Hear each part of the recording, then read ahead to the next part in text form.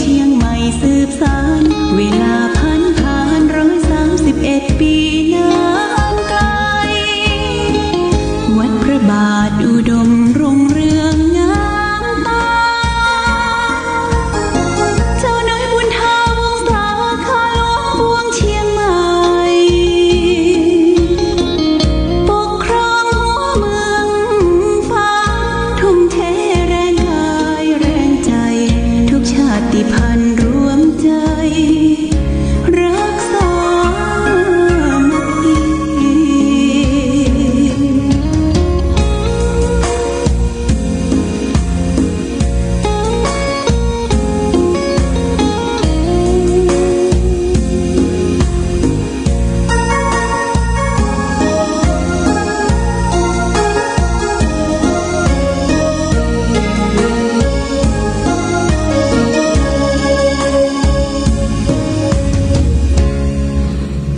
เป็นวัดร้างโบราณสืบสาน2524พระมหาราชครูเกษราปัญญาปรมาติกาจารย์จากวัดดับภัยเชียงใหม่สืบสานเวลาผ่าน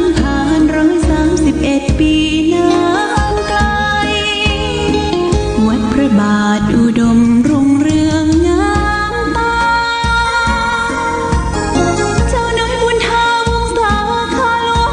เชียงใหม่ปกครองหัวเมืองฟ้าทุ่มเทแรงกายแรงใจทุกชาติพันธุ์รวมใจรักษามัคคี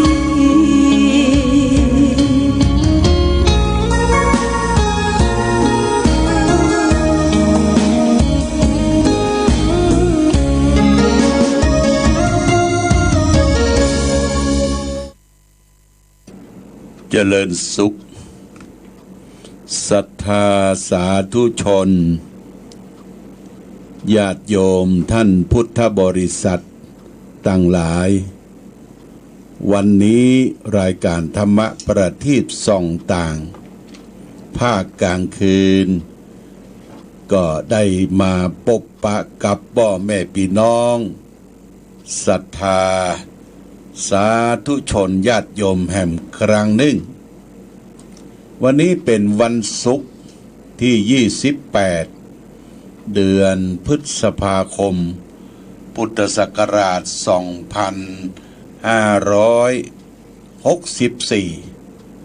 ซึ่งตรงกับเดือน9เหนือเดือน7ใต้แรม2ค่ำญาติโยมวันนี้เดือน9แรม2ค่ำก็เดือน9เป็งตรงกับวันวิสาขบูชาศรัทธาญาติโยมท่านสาธุชนทั้งหลายก็ได้ร่วมกันทำบุญทำกุศลประพฤติปฏิบัติธรรมแบบออนไลน์แบบนิวนอร์มอนอยู่กับบ้านกับจองเคหสถานหรือได้เดินทางไปร่วมในงานประเพณีส่งน้ำพระธาตุหรือส่งน้ำประเพณีวัดไหนก็ตามญาติโยมก็ได้เตรียมการอย่างระมัดระวังเพราะในงานประเพณีต่างๆนั้นเปิ้นก็ได้จำกัดจำเคลียเฉลี่ยเจียจานให้แก่ประชาชนที่ได้ฟังที่ได้ไปร่วมที่ได้ไปประพฤติปฏิบัติธรรมร่วมกันทั้งภาคกลางวันและภาคกลางคืนก็สัปดาห์นี้ก็ผ่านพ้นไปเนอะญาติโยมสัปดาห์ส่งเสริมวันวิสาขปุรณมีหรือวันวิสาขบูชาวันที่26วันเดือนเก้าเป็งที่ผ่านมาเนี่ยเป็นวันคล้ายวันประสูติของเจ้าชายสิทธัตถกุมาร หลังจากนั้นมาก็วันเป็นวันตรัสรู้ธรรมของพระสัมมาสัมพุทธเจ้าแห่ง35 ปีหลังจากนั้นมา พระสัมมาสัมพุทธเจ้าได้เผยแผ่พระธรรมคำสอนได้เสด็จดับขันธปรินิพพานเมื่ออายุได้80 พรรษาใช้เวลา45 ปี3 วาระเนี่ยวันประสูติวันตรัสรู้และวันเสด็จดับขันธปรินิพพานได้มาบรรจบครบเป็น3 วาระก็ถือว่าเป็นวันสำคัญในทางพระพุทธศาสนาที่เราชาวพุทธบริษัททั้งหลายได้พึงประพฤติปฏิบัติร่วมกันโดยการให้ทานโดยการรักษาศีลโดยการบำเพ็ญเจริญสมาธิภาวนาตามที่จะทำได้ตามกฎระเบียบที่กระทรวงสาธารณสุขต่างบ้านต่างเมืองได้ประกาศว่าต้องระวังมีสติอย่าได้ประมาทเพราะว่าโควิด -19 นี่ก็ระบาดไปทั่วอยู่ก็กำเร่งกันญาติโยมนะเร่งกันฉีดวัคซีนที่ป้องกันไข้โควิดนั้นญาติโยมก็ได้ทางรัฐบาลก็ได้ประชาสัมพันธ์ทางอสม.ชุมชนต่างๆคือได้ไปลงทะเบียนกันนะการที่เขาลงทะเบียนไว้ก่อนนะเป็นการดีสมมติว่าเปิ้นนัดวันที่เขาจะไปฉีดวัคซีนเปิ้นจะต้องตรวจดูความดันสูงความดันต่ำโรคภัยไข้เจ็บในภาวะที่จะรับวัคซีนได้ก่อนในช่วงนั้นถ้าเขาไปลงเส้นลงก้านเรียบร้อยแล้วว่าก่อนที่จะมีการฉีดหมอเปิ้นก็มาวัดอุณหภูมิร่างกายวัดความดันวัดไข้วัดหยังแล้วเรายังปกติว่ายังมีไข้อย่างที่จะเกินกว่ารับวัคซีนเปิ้นก็ฉีดให้นะไม่ใช่ตำพึงตำพังจะฉีดกันไปหมดไม่ใช่แต่ว่าถ้าเราเปิ้นนัดแล้วฉีดยังบ่ได้เราก็ชะลอไปก่อนนะญาติโยมอาตมาก็ไปลงเส้นไว้ละเปิ้นนัดไปฉีดวันที่7นะวันที่7 มิถุนาเนี่ยญาติโยมเพราะฉะนั้นเราก็ต้องฟังผลฟังเหตุการณ์บ้านเมืองเปิ้นว่าถ้าเราฉีดกันทั่วไปเนี่ยมันก็จะป้องกันโรคภัยไข้เจ็บเรียกว่าป้องกันหมู่ญาติโยมนะป้องกันหมู่ป้องกันจุมคนที่เปิ้นตายถึงวันก็เพราะติดโรคภัยไข้เจ็บโควิด -19 เนี่ยบางทีมันก็กลายพันธุ์จากต่างประเทศเข้ามาประเทศอินเดียประเทศอเมริกาใต้และประเทศอังกฤษญาติโยมตะกี้ได้ยินข่าวว่า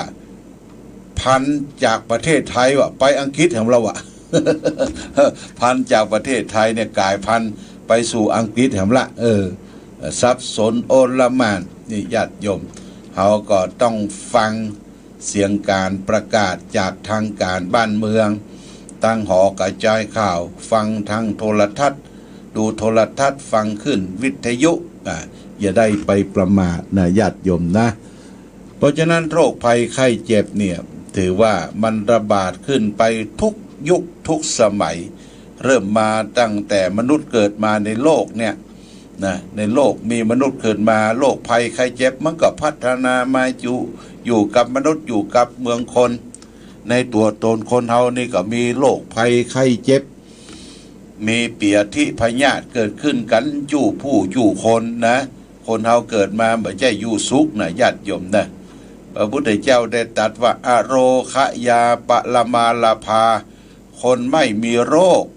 เป็นลาภอันประเสริฐนะและไผผู้ใดพ้องที่มันบ่มีโรคประจำตัว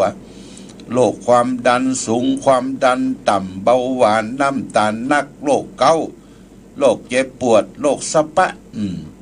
แต่โรคประจำตัวเจ้าตัวเขาก็มีอยู่แล้วนะโรคหิวโรคกระหายเนี่ยญาติโยมนะโรคปวดอุจจาระปวดปัสสาวะนี่โรคทุกอย่างมันมีในตัวตนคนเราเนี่ยแต่ว่าเขาก็ต้องอยู่โดยบุญอยู่โดยปารมี ที่เฮาได้สร้างได้สมได้กระทำมาเนี่ยญาติโยมมันไปตึกที่ไหนรอดไหนก็จ้างมันเตอะแต่ปัจจุบันนี้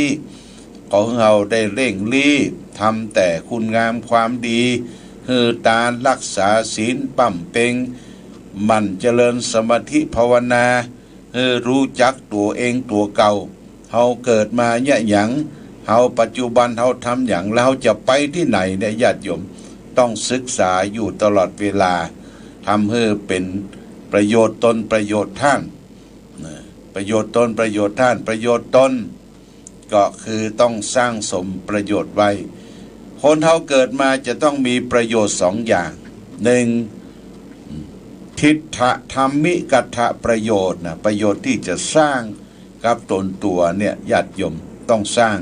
งไว้ทำไว้สองสัมปรายิกัตถะประโยชน์ประโยชน์ที่จะพึงทำไว้ในภายภาคหน้าพบหน้าประโยชน์ตนเนี่ยญาติโยมเมื่อเฮาได้เกิดเป็นมนุษย์เป็นคนขึ้นมาแล้วได้รับประโยชน์จากพ่อจากแม่ทรงห้ำเรียนศึกษาหาวิชาความรู้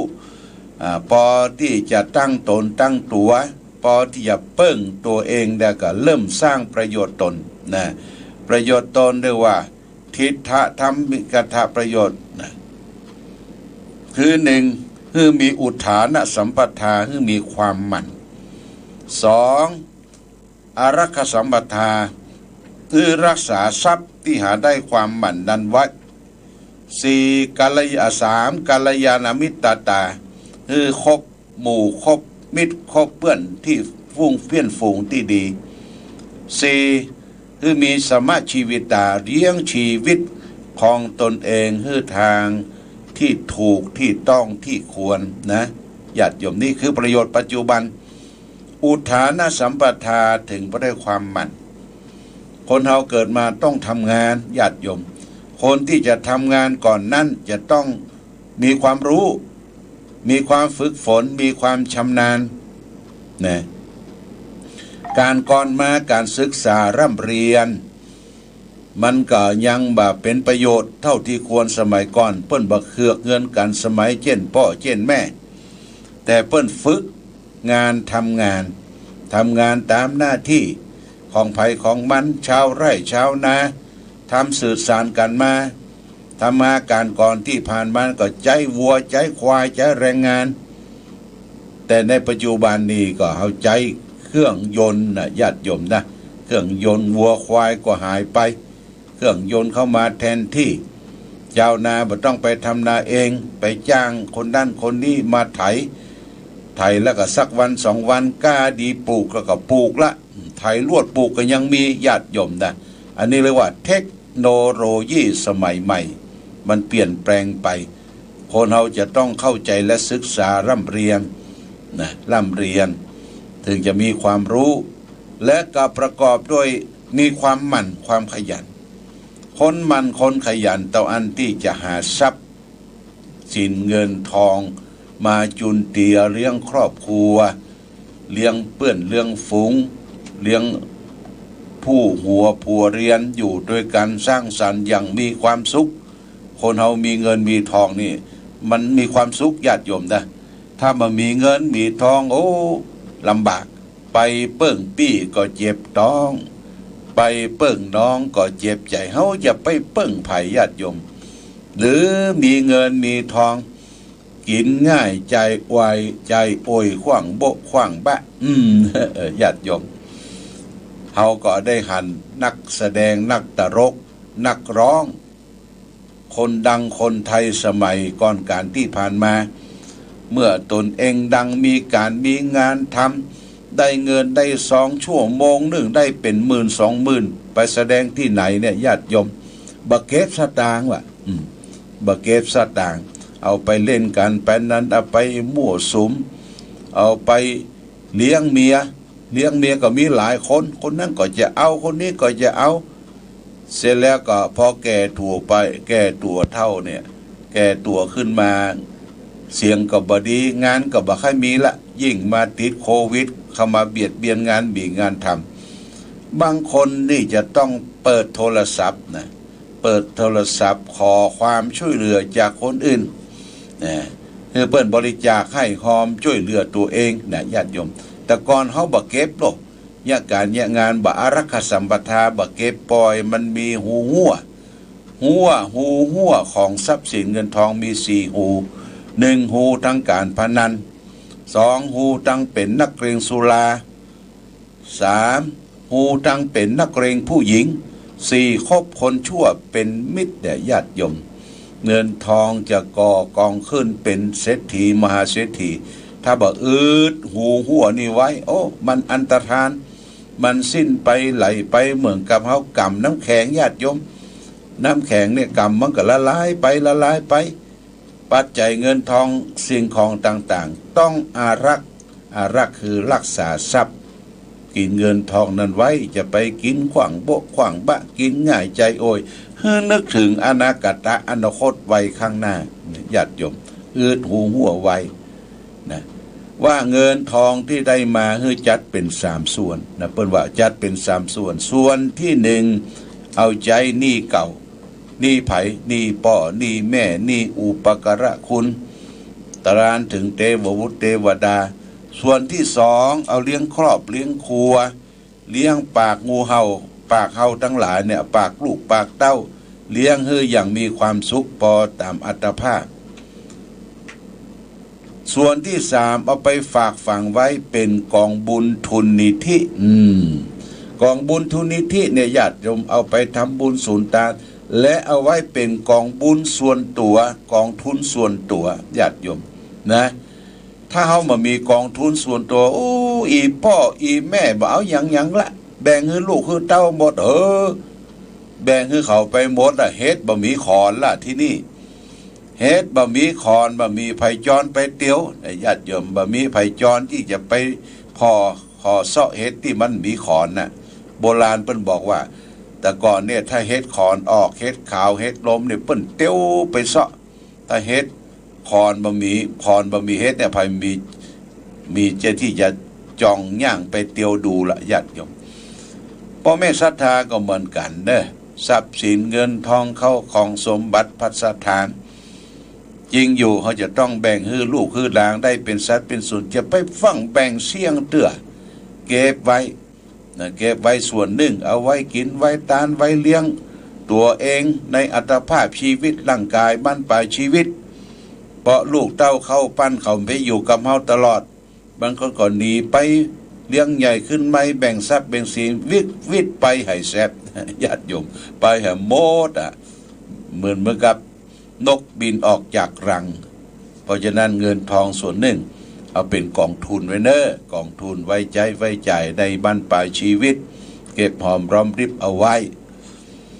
เนี่ยคือประโยชน์ที่จะพึงทำในปัจจุบันประโยชน์ตัวที่2คือ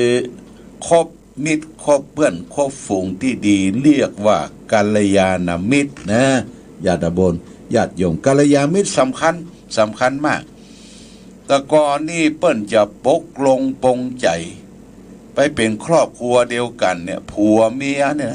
เป็นผัวเป็นเมียเนี่ยเพิ่นบอกตำพึงตำพังกะลึกตึกตักบ่ใจก็ปะกันไม้ใส่กันได้ขอแต่งงานกันบ่ใจญาติโยม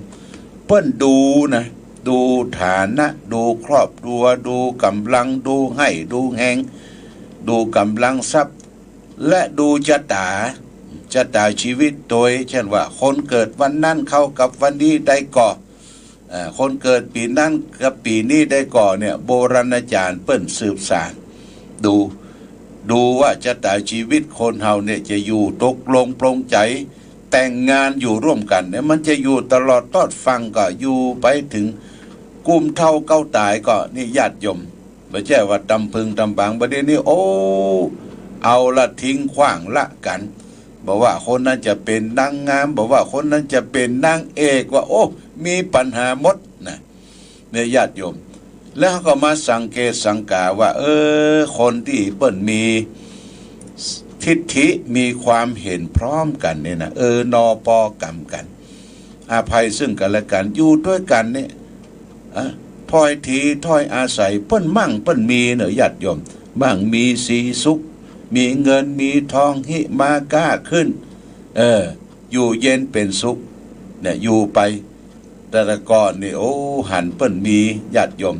เปิ้นมีเข้ามีของมีเงินมีทองมีแล้วก็คนมีนะ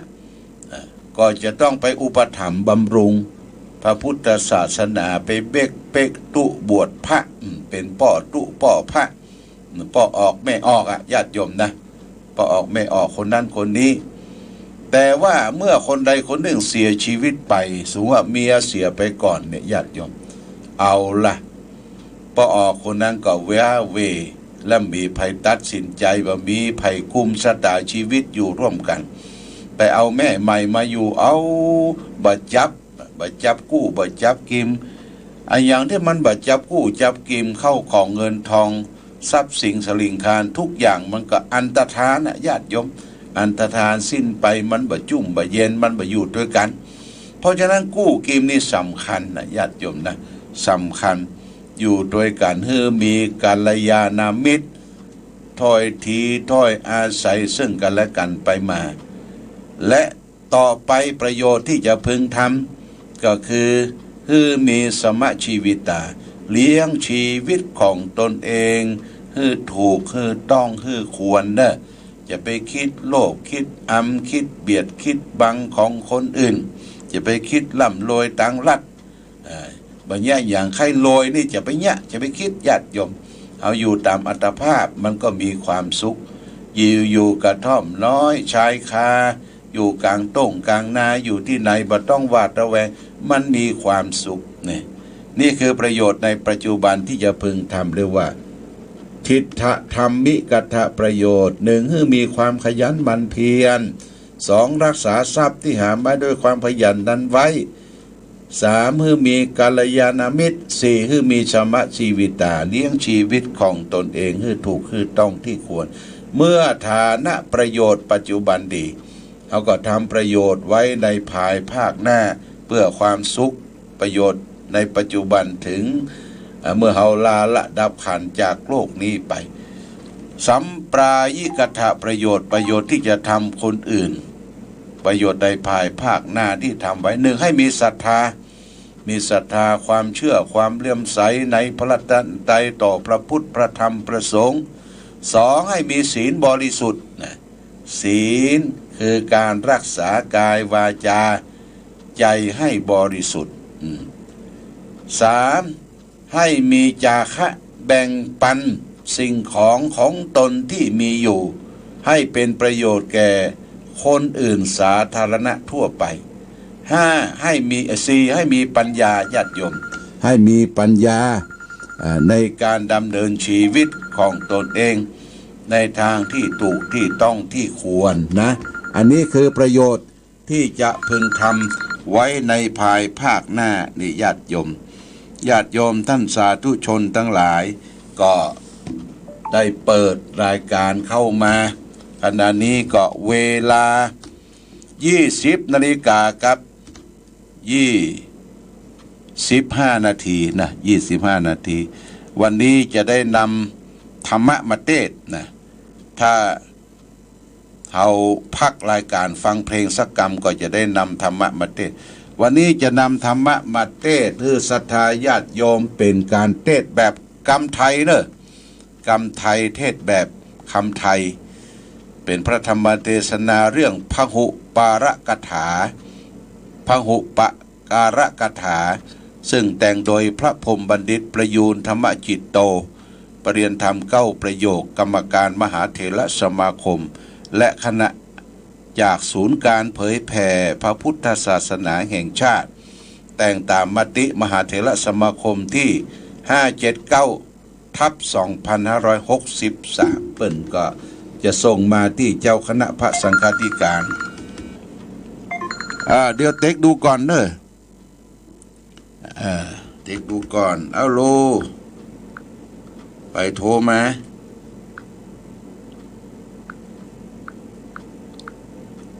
ไอ้แซฟไปเลยฮัลโหลว่าจะได้ไหว้สาเจ้าว่าจะได้ครั้งจัดเต็มเลยนะจันเนาะชัดเจนเนาะเจ้า แม่สลัดแช่ช้อน ชัดเจนเนาะวันนั้นโทรเจ้าโทรจังไงโทรตั้งใส่โทรจับหลวงพ่อได้ก็ได้กะโอ้ใครทำบุญละไปหามาได้โอ้ดีมากส่งมาเติมโทรศัพท์เด้อแม่สลัดเด้อขอบคุณอนุโมทนาแม่สลัดแช่ช้อนเดี๋ยวติดตามรายการเด้อวันดีเด้อเช็คเรตติ้งแม่สลัดแช่ช้อนโทรมาสายแรกต่อไปสายต่อไปญาติโยมไผจะเช็คก่อนมาเช็คกันเพื่อเพื่อการเสียเวลาเนื้อโมทนาสาธุ0819515864ญาติโยมกำเดียวเขาจะจบเวลา30 นาทีนี่ก็จะเช็คเริ่มปิดสายฮัลโหลน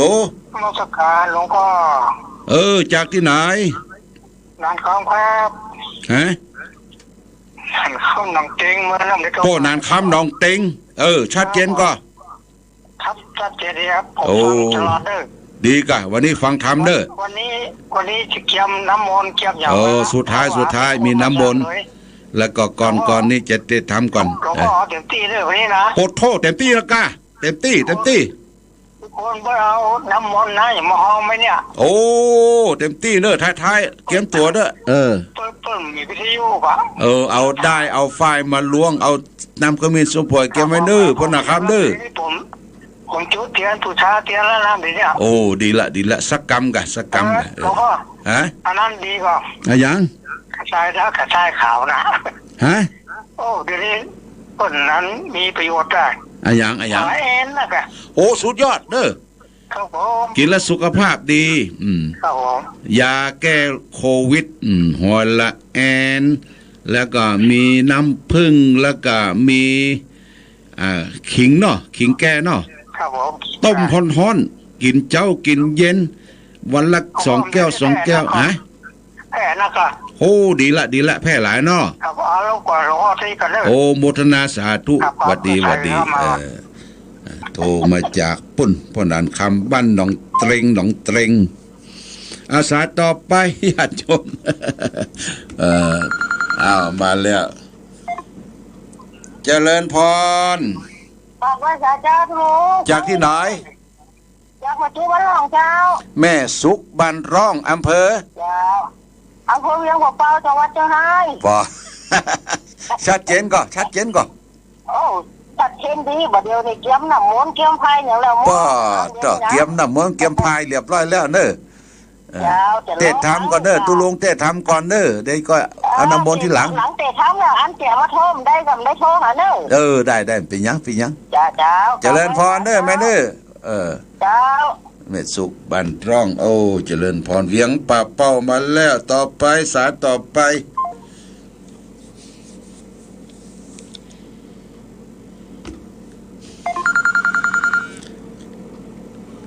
แม่บัวเหลียวควงเป้าชัดเจนก็ชัดเจนจ้านึกว่าหลวงพ่อว่าเตกฝนตกนึกว่าวิ่งวัดเตกที่กันซ้อเจอแล้วเจ้าโอ้ตั้งเพบัดโตกเนอะม่วนเพเย็นช่วยอ่ะลมตกเจ้าต้องมันหยุดแล้วชัดเจนนี่เจ้าปาละนอที่กันซ้อเจริญพรเตแม่บัวเหลียวควงเป่าเจริญพรเด้อปะละสาต่อไปจอมตองได้ละควงเป่าเจริญพรแม่สายท้องจะไม่จัดเจ้าหลวงพ่อชัดเจนนี่เนอะชัดเจนแล้วเนาะจ้าห้อยต้องซัก98โอ้ดีคนละแอนเนี่ยนั่นยุ่งในปั่นแล้วก็เอากิ่งกับน้ำผึ้งแล้วก็บีบมันดาวใส่เกลือปูดแม่ละสูตรมันละปั่นแล้วมันจะคุ้นเนาะเจ้าเห็ดแก้วเนาะก่อนเข้านอนเห็ดแก้วก่อนนอนก็กินแล้วแก้วเจ้าดีมันมดนะกะมันลิงเจ้า โมทนานะแม่สาทองเด้อสวัสดีเด้อ ฟังอยู่ ขอบคุณ เจ้า เจริญพรเจริญพร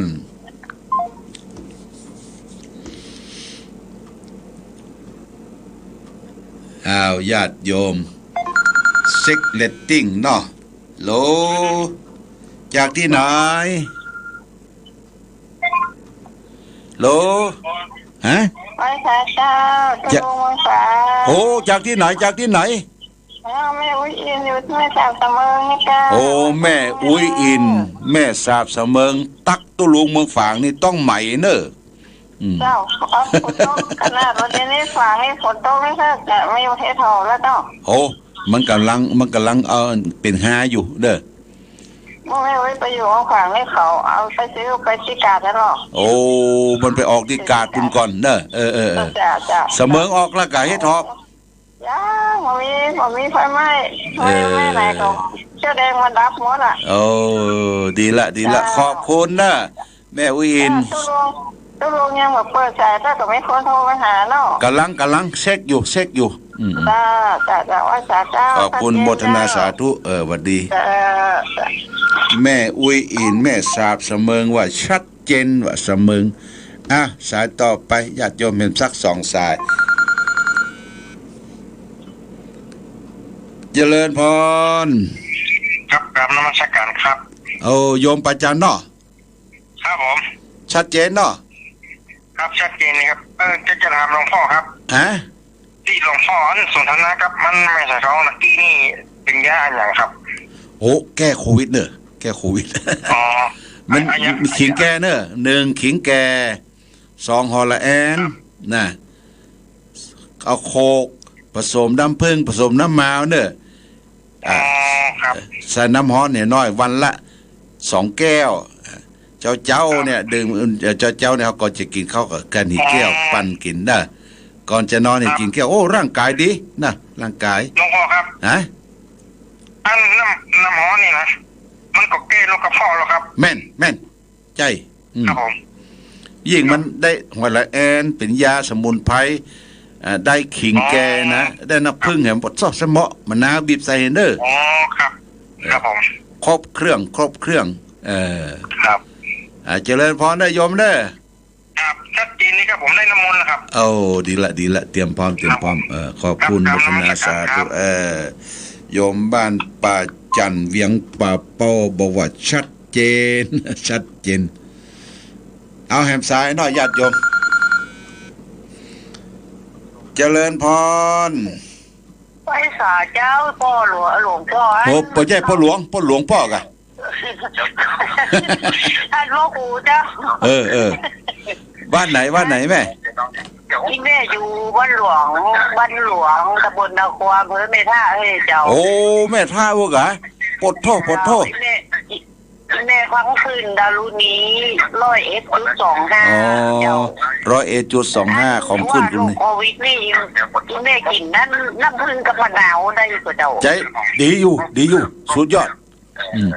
ถ้ามีหัวละแอนใส่ตัวเนอะหัวละแอนกับขิงแกเนอะ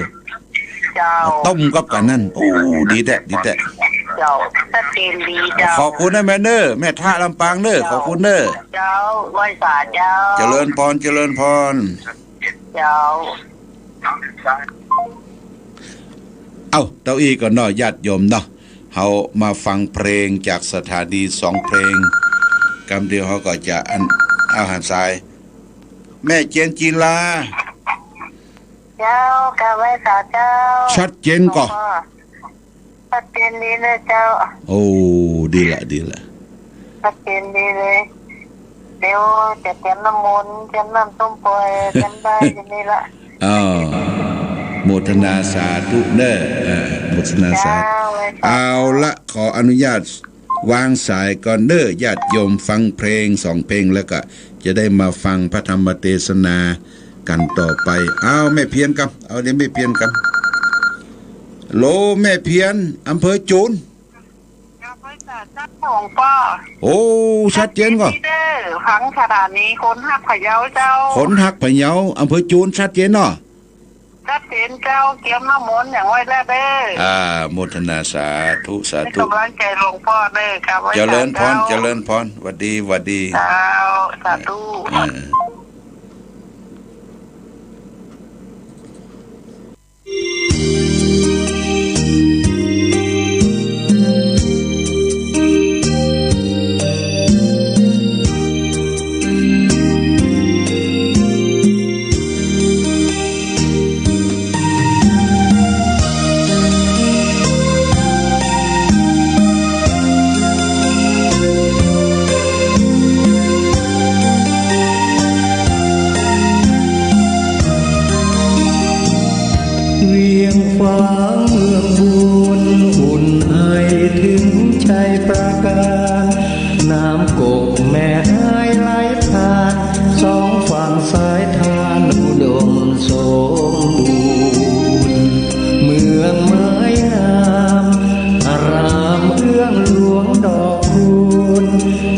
ช่อ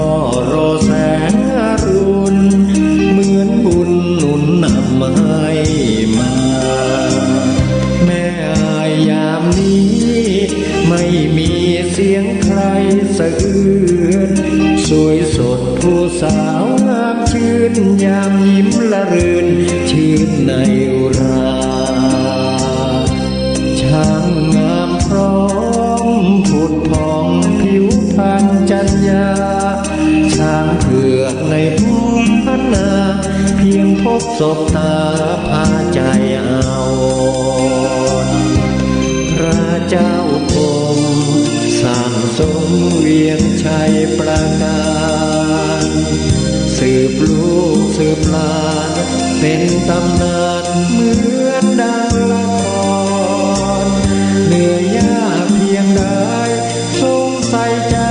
ข้าราษฎรเชียงแสนแม่อายท่าตอนทรงมาตอนร่วมเป็นธานีควรจงภูมิใจเถิดไว้เนื้อข้าวเกศาพระคุณมากล้นพันละนาสร้างเมืองมานับกว่าพันปีกอบกู้เวียงร้างสร้างวัดเวียงหาดเจดีย์เรามีสุขทุกวันนี้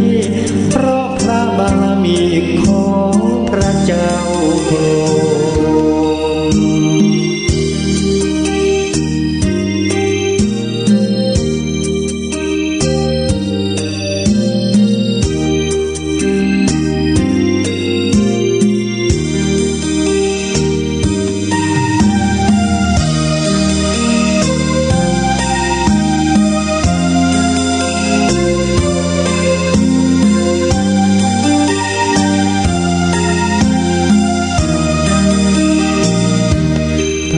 เจ้าคงสร้างสมเวียงชัยประการสืบลูกสืบหลานเป็นตำนานเหมือนดังละครเหนื่อยยากเพียงใดทรงใส่ใจข้าราษฎรเชียงแสนแม่อายท่าตอนทรงมาตอนร่วมเป็นธานีควรจงภูมิใจเถิดไว้เนื้อข้าวเกศาพระคุณมากล้นพันละนาสร้างเมืองมานับกว่าพันปีกอบกู้เวียงร้างสร้างวัดเวียงหาดเจดีย์เรามีสุขทุกวันนี้เพราะพระบารมีของพระเจ้าโปรด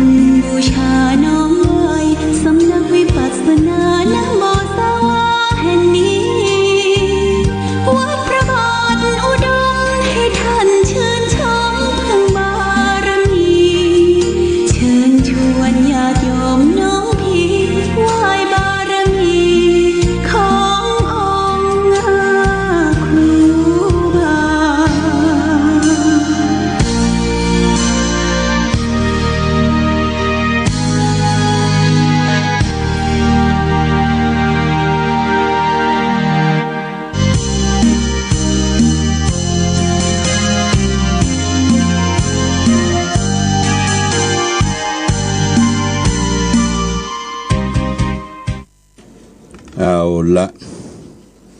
ญาติโยมท่านสาธุชนทั้งหลายได้ฟังเพลงเมืองฝางฝังใจและก็เพลงของครูบาเจ้าศรีวิจัยนักบุญแห่งล้านนาไทยซึ่งทางวัดพระบาทอุดมน้ำบ่อสาวาสำนักปฏิบัติธรรมแหล่งที่21ของจังหวัดเชียงใหม่ได้สร้างอนุสาวรีย์ครูบาเจ้าศรีวิจัยไว้ที่บนสำนักปฏิบัติธรรมวัดพระบาทอุดมสูงใหญ่เนื้อยัดยมเนอะองค์ยืนสูงใหญ่9 เมตร 59 เซนถือไม้เต้าแล้วก็ผินหน้าไปทางอำเภอฝางแล้วก็หลังที่ครูบายืนอยู่บนเนี่ยก็มีต้นบกอกครูบาเจ้าศรีวิจัย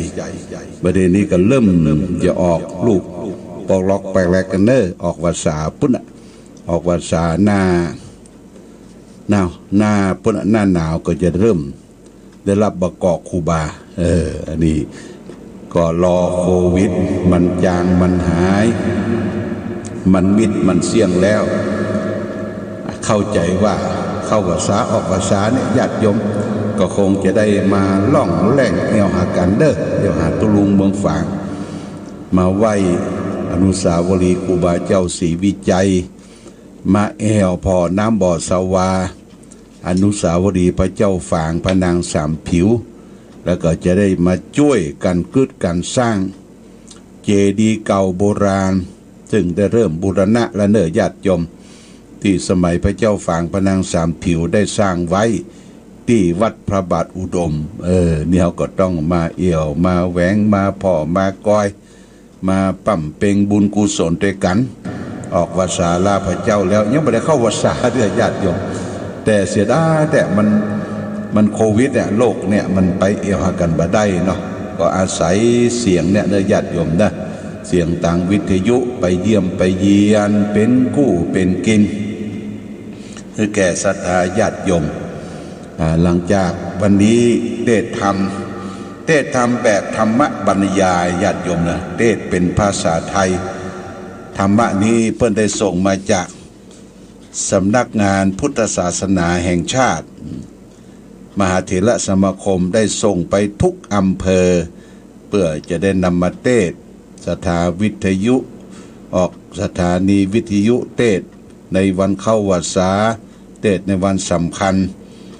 ออกเสียงตามสายคือศรัทธาญาติโยมท่านสาธุชนทั้งหลายได้รับทราบรับฟังหลังจากเทศทำพวกนี้แล้วช่วงปลาย9 โมงครึ่งพุ่นเฮาก็จะได้รับน้ำมนต์เป็นน้ำพระพุทธมนต์เป็นลำดับต่อไปเนอะโอกาสนี้เชิญศรัทธาญาติโยมสาธุชนสดับรับฟังพระธรรมเทศนาชื่อว่าพระธรรมเทศนาพาหุปการกถานะญาติโยมนะซึ่งแต่งโดยพระพรหมบัณฑิตประยูรธรรมจิตโตกรรมการมหาเถรสมาคมและคณะจากศูนย์การเผยแพร่พระพุทธศาสนาแห่งชาติแต่งตามมติมหาเถรสมาคมที่579/2563เมื่อปีที่แล้วและญาติโยมตั้งใจสดับรับฟังณโอกาสบัดนี้นะโมตัสสะภะคะวะโตอะระหะโตสัมมาสัมพุทธัสสะนะโมตัสสะภะคะวะโตอะระหะโตสัมมาสัมพุทธัสสะนะโมตัสสะภะคะวะโตอะระหะโตสัมมาสัมพุทธัสสะสาคาราอนาคาราจะอุโภอัญโยนยะนิสิตาอารายะยันติสัทธัมมังโยคะเขมังอนุตตรันติณบัดนี้อาตมาภาพ จึงได้รับประทานแสดงพระสัทธรรมเทศนาในพหุปากรกถาว่าด้วยการอุปการะมากเพื่อเป็นเครื่องประดับประคองฉลองศรัทธาประดับปัญญาบารมีอนุโมทนากุศลบุญญราศีส่วนธรรมสวนามัยคือบุญที่ได้ฟังธรรมจากการฟังธรรมซึ่งท่านพุทธศาสนิกชนทั้งหลายได้พร้อมใจกันบำเพ็ญให้เป็นไปในวันนี้การฟังพระธรรมเทศนาตามการเวลาอันเหมาะสมจัดว่าเป็นมงคลคือเหตุแห่งความเจริญในชีวิตดังพุทธภษิตที่ว่ากาเรนะธรรมสวนังเอตัมมังคารมุตตมังแปลความว่าการฟังธรรมการเป็นมงคลสูงสุดทั้งนี้เพราะการฟังธรรมช่วยให้ผู้ฟังได้อานิสงส์5ประการดังที่สมเด็จพระบรมศาสดาทรงพรรณนาไว้ว่าอัสสุตังสุนาติเป็นต้นแปลความว่า 1. ได้ฟังเรื่องใหม่ 2. ได้วิจัยเรื่องเก่า 3. ได้บรรเทาข้อกังขา 4. ได้พัฒนาความคิด 5. ทำจิตให้ผ่องใสอานิสงส์การฟังธรรมเหล่านี้บังเกิดขึ้นเพราะเหตุที่การแสดงพระธรรมเทศนาประกอบด้วยวาจาสุภาษิตที่เรียกว่าเป็นมงคลสูงสุดสมดังพุทธพจน์ที่ว่าสุภาษิตาจะยาวาจาเอตัมมังคารมุตตมังแปลความว่าวาจาสุภาษิตเป็นมงคลสูงสุดในโอกาสนี้เป็นเวลาอันควรที่สาธุชนชาวไทยทั้งหลายจะได้ใส่ใจระลึกถึงวาจาสุภาษิตในพระบรมราโชวาทเรื่องความรู้รักสามัคคีที่พระบาทสมเด็จพระบรมชนกาธิเบศรมหาภูมิพลอดุลยเดชมหาราชบรมราชบพิตรรัชกาลที่ 9พระราชทานไว้เมื่อพุทธศักราช 2534 ว่าประเทศของเรารักษาเอกราชอธิปไตยและอิสรภาพให้สมบูรณ์มั่นคงมาได้จนถึงทุกวันนี้เพราะคนไทยทุกหมู่เหล่ารู้รักความสามัคคีและรู้จักทำหน้าที่ของแต่ละฝ่ายให้ประสานส่งเสริมกันพระบรมโชวาทนี้แสดงเห็นว่าความรู้รักสามัคคีเป็นคุณธรรมสำคัญที่จะช่วยให้ประเทศไทยรักษาเอกราชอธิปไตยและอิสรภาพมาได้จนถึงปัจจุบันความรู้จักรักสามัคคีจำแนกออกเป็นคุณธรรมย่อย3ประการก็คือความรู้ความรักและความสามัคคีคุณธรรมประการแรกคือความรู้หมายถึงความกตัญญูอุปการะคุณที่คนไทยทุกหมู่เหล่าได้รับจากประเทศไทยคุณธรรมประการที่2คือความรัก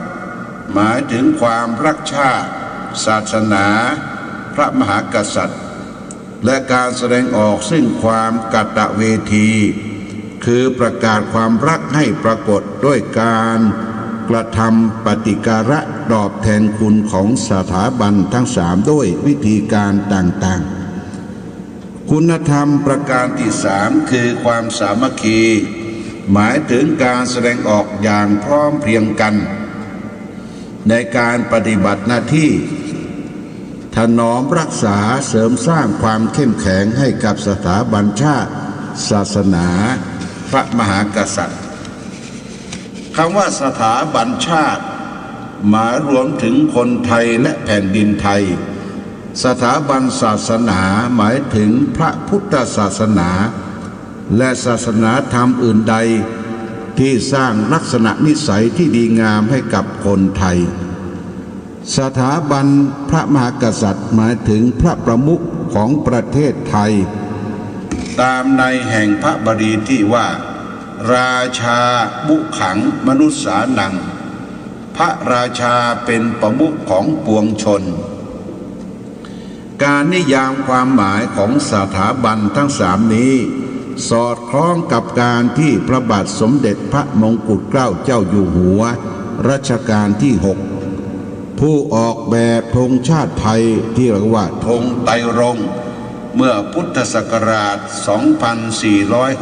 2460 ได้ทรงพระราชนิพนธ์อธิบายความหมายแห่งธงไตรรงค์ที่ประกอบด้วย3 สีคือแดงขาวน้ำเงินว่าเป็นสัญลักษณ์แห่งสถาบันชาติศาสนาพระมหากษัตริย์ดังต่อไปนี้ขอร่ำรำพันบรรยายความคิดเครื่องหมายแห่งสีทั้ง3งามถนัดขาวคือบริสุทธิ์สีสวัสดิ์หมายพระไตรรัตน์และธรรมะคุ้มจิตไทยแดงคือโลหิตเราไซซึ่งยอมสละได้เพื่อรักษาชาติศาสนาน้ำเงินคือสีโสภาอันจอมประชาพระโปรดของส่วนองค์จัดริ้วเข้าเป็นไตรรงค์จึงเป็นสีธงที่รักแห่งชาวไทยสถาบันทั้ง3คือชาติศาสนาพระมหากษัตริย์เปรียบเหมือนเสาหลัก3 เสาที่ช่วยค้ำประเทศไทยให้ดำรงอยู่มาจนถึงปัจจุบัน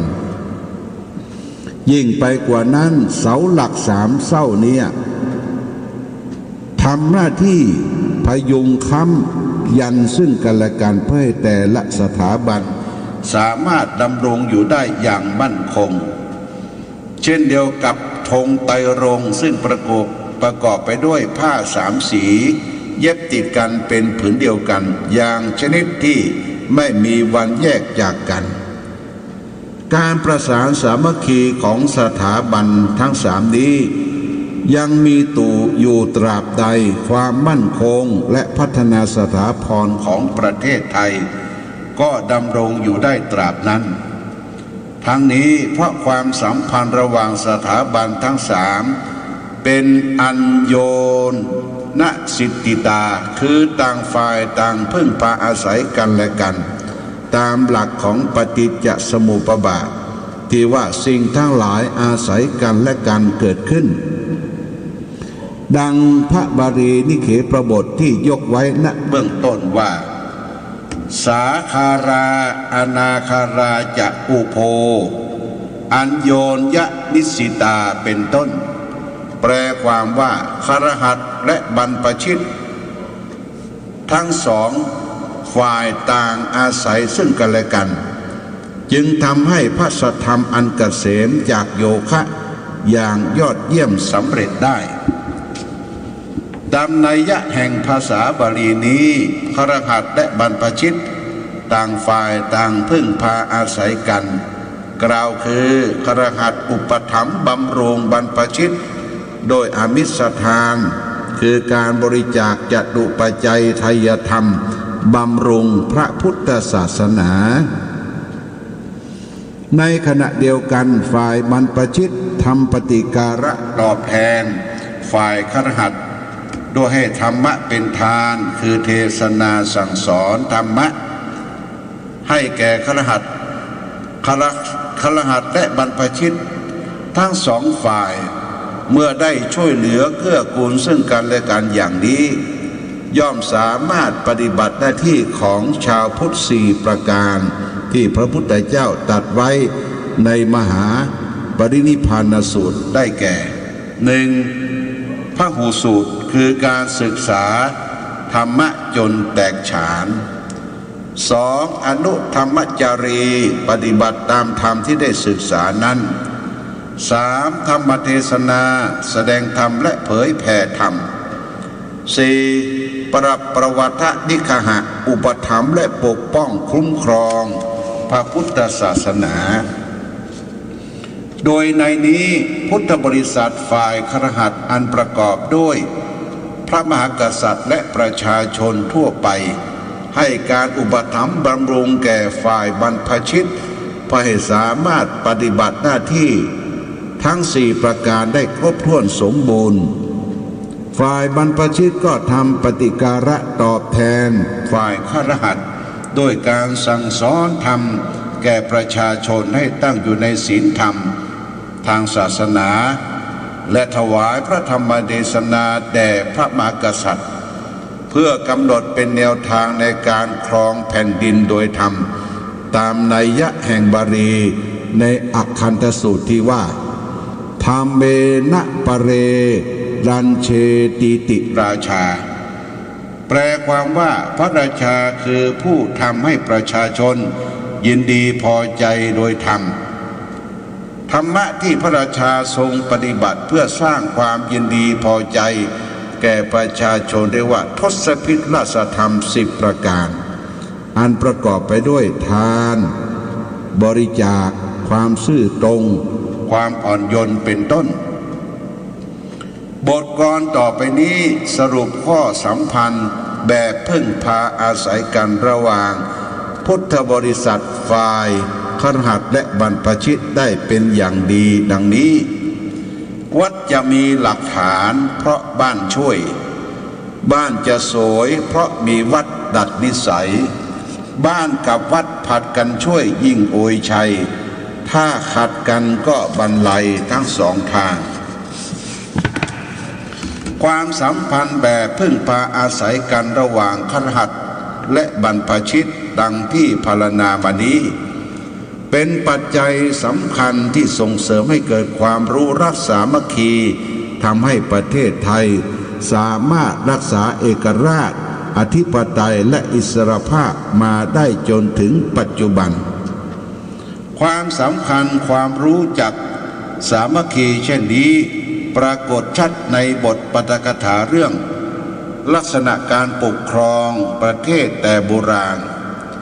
ที่สมเด็จพระเจ้าบรมวงศ์เธอกรมพระยาดำรงราชานุภาพพระบิดาแห่งประวัติศาสตร์และโบราณคดีไทยได้แสดงไว้เมื่อพุทธศักราช 2470 ความตอนหนึ่งว่าชนชาติไทยมีคุณธรรม3อย่างเป็นสำคัญจึงสามารถปกครองประเทศไทยมาได้คือความจงรักอิสระของชาติอย่างยิ่งความปราศจากวิหิงสาอย่างหนึ่งความฉลาดในการประสานประโยชน์อย่างหนึ่งในบรรดาคุณธรรมทั้ง3ประการนั้นคุณธรรมประการแรกคือความรักอิสรภาพของชาตินับว่าเป็นสำคัญที่สุดในการปกป้องรักษาเอกราชอธิปไตยและอิสรภาพของชาติความรักอิสรภาพนี้เป็นไปตามในแห่งพุทธประสิทธิ์ที่ว่าวโสอิสริยังโลเกอำนาจเป็นใหญ่ในโลกบรรพบุรุษของไทยแต่โบราณปกป้องรักษาความเป็นไทยคือการมีอำนาจเป็นใหญ่ในการปกครองตนเองด้วยความเสียสละทุกสิ่งทุกอย่างแม้กระทั่งชีวิตซึ่งเป็นการปฏิบัติตามนัยยะแห่งบาลีที่ว่าจะเชทนังอังคะวรัสสะเหตุเป็นต้นแปลความว่าบุคคลควรสละทรัพย์เพื่อรักษาอวัยวะควรสละอวัยวะเพื่อรักษาชีวิตควรสละทั้งทรัพย์และอวัยวะชีวิตเพื่อระลึกถึงธรรมตัวอย่างที่ดีในเรื่องนี้คือการที่สมเด็จพระนเรศวรมหาราชและสมเด็จพระเจ้าตากสินมหาราชทรงนำประชาชนชาวไทยลุกขึ้นกอบกู้อิสรภาพของแผ่นดินอีกตัวอย่างที่สำคัญเช่นคือการที่พระบาทสมเด็จพระจุลจอมเกล้าเจ้าอยู่หัวรัชกาลที่ ทรงนำพาประเทศชาติให้รอดพ้นจากการเป็นเมืองขึ้นของประเทศนักล่าอาณานิคมคุณธรรมประการที่สองก็คือความปราศจากวิหิงสาหมายถึงการอยู่ร่วมกันอย่างสันติโดยไม่มีการเบียดเบียนกันคนต่างชาติต่างศาสนาที่เข้ามาพึ่งพระบรมโพธิสมภารล้วนได้รับการต้อนรับจากคนไทยด้วยอัตยาศัยไมตรีอันดีสมดังพระราชนิพนธ์ในพระบาทสมเด็จพระมงกุฎเกล้าเจ้าอยู่หัวรัชกาลที่ 6ที่ว่าเป็นธรรมเนียมไทยแท้แต่โบราณใครมาถึงเรียนฌานต้องต้อนรับความปราศจากการเบียดเบียนนี้ถือว่าเป็นการปฏิบัติตามนัยยะแห่งพุทธภาษิตที่ว่าอภาปัชชังอภยาปัชชังสุขังโรเกการไม่เบียดเบียนกันเป็นสุขในโลก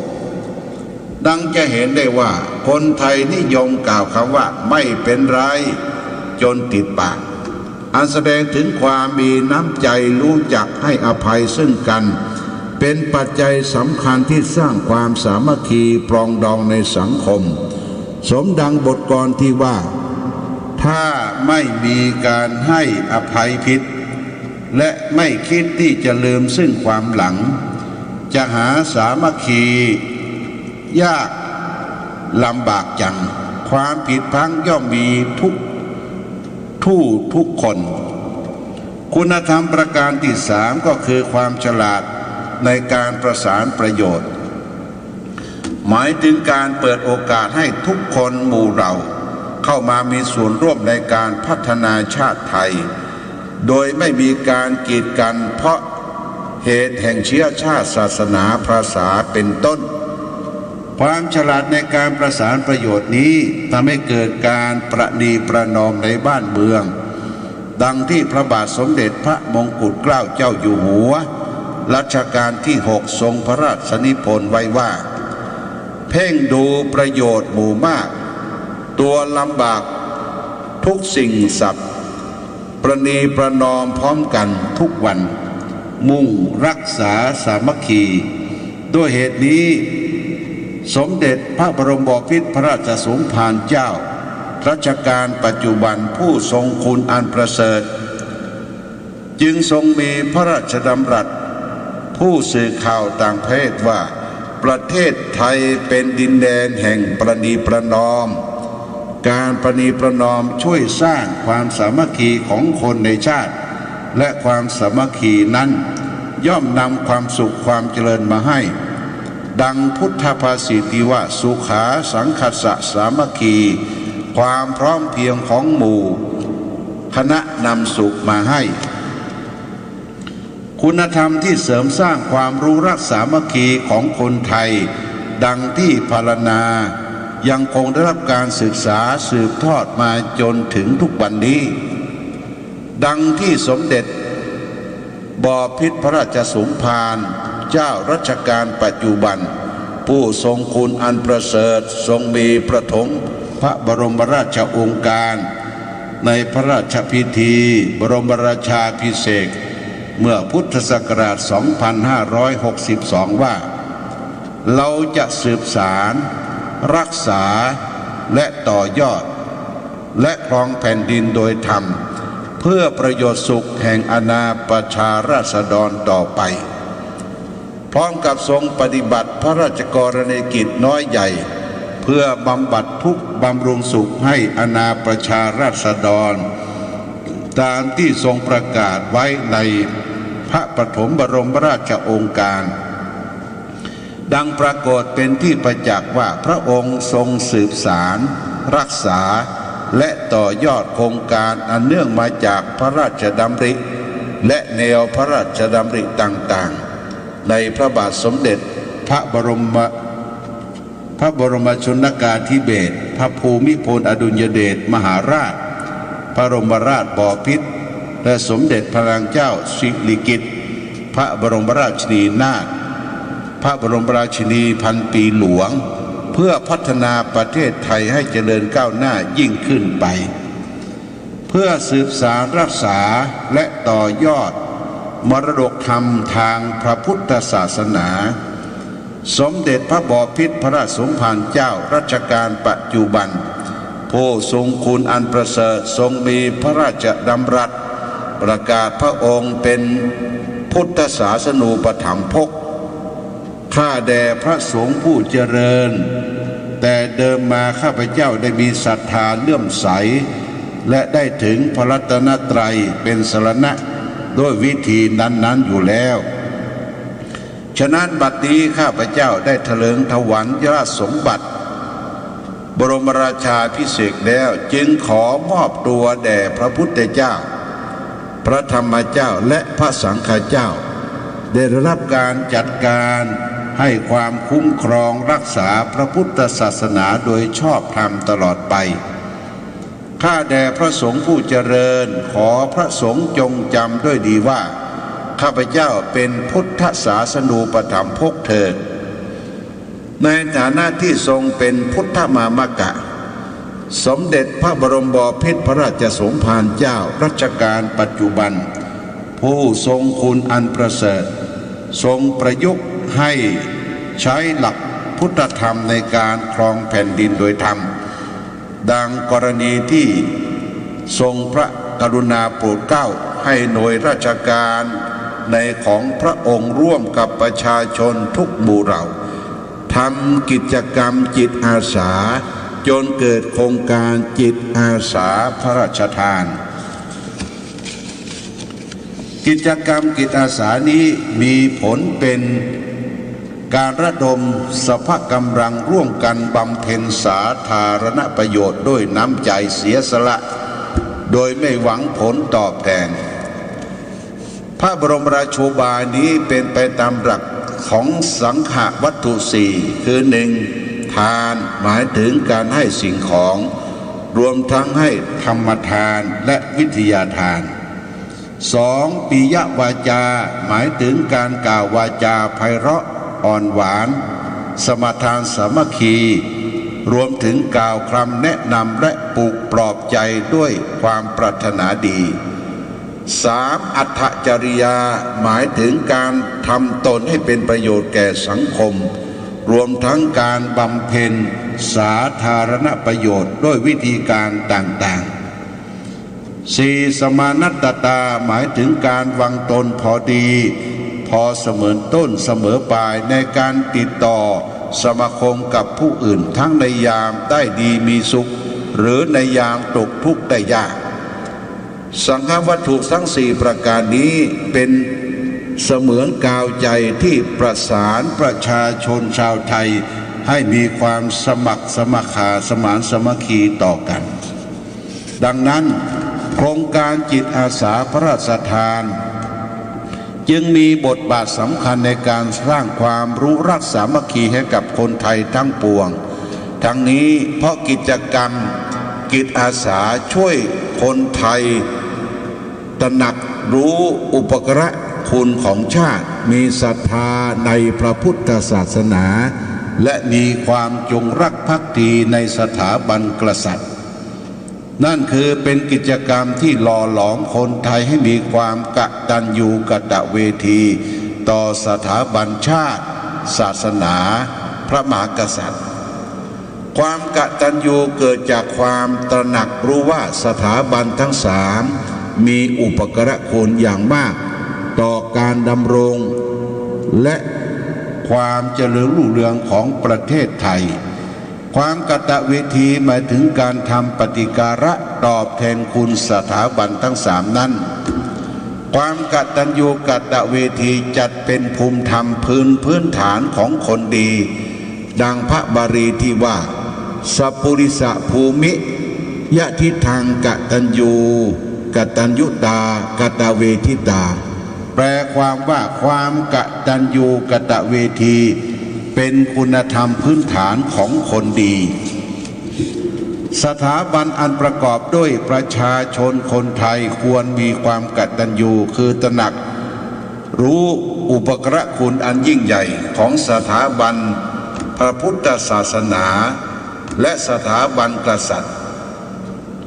ในขณะเดียวกันก็แสดงออกซึ่งความกตเวทีต่อคือปฏิบัติหน้าที่เป็นการถนอมรักสถาบันชาติศาสนาและมหากษัตริย์อย่างเต็มที่กำลังความสามารถสมดังพระบรมพุทโธว่าที่ว่า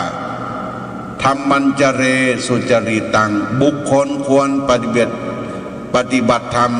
หน้าที่ให้สุจริต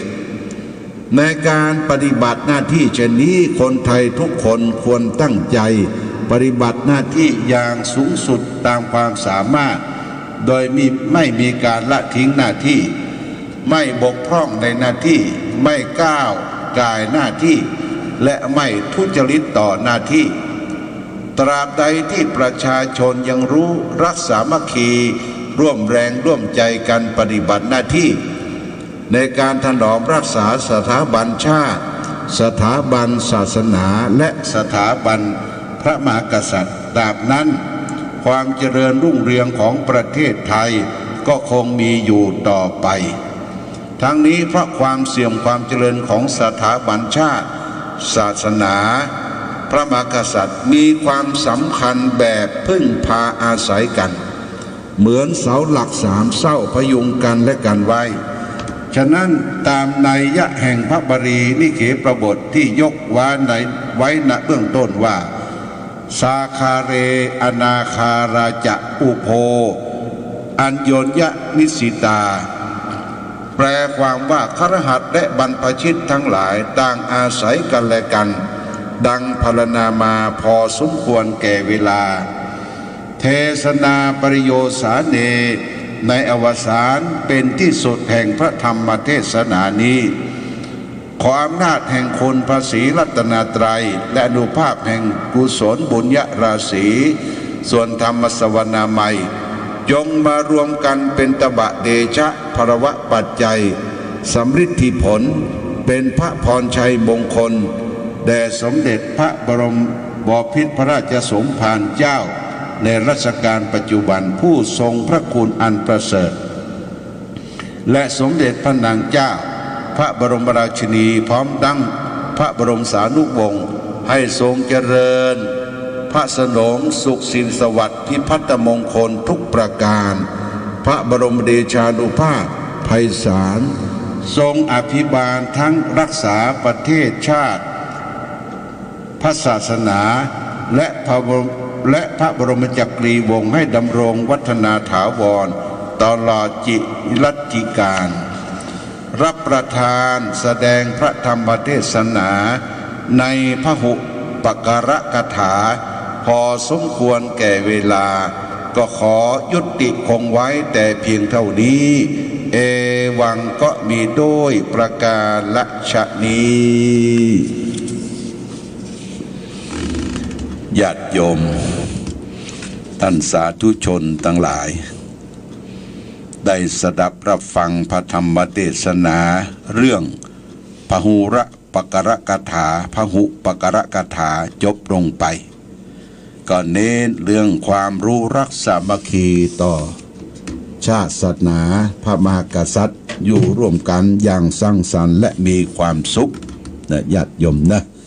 บ้านเมืองเฮาได้เป็นปึกเป็นแผ่นมาตั้งแต่นมนานาการที่ผ่านพ้นมาก็เพราะความรักในสถาบันทั้งสามประการคือชาติศาสนาพระมหากษัตริย์บางครั้งโอกาสและเวลาเราอาจจะบ่เข้าใจกันในเรื่องในการเกิดขึ้นกับบ้านกับเมืองทั่วไปสุดท้ายเราก็มาถนอมน้ำใจรักชาติศาสนาพระมหากษัตริย์เพื่อให้เกิดความเจริญรุ่งเรืองแก่ประเทศชาติบ้านเมืองของเราต่อไปเข้าใจว่าพระธรรมเทศนาในค่ำคืนวันนี้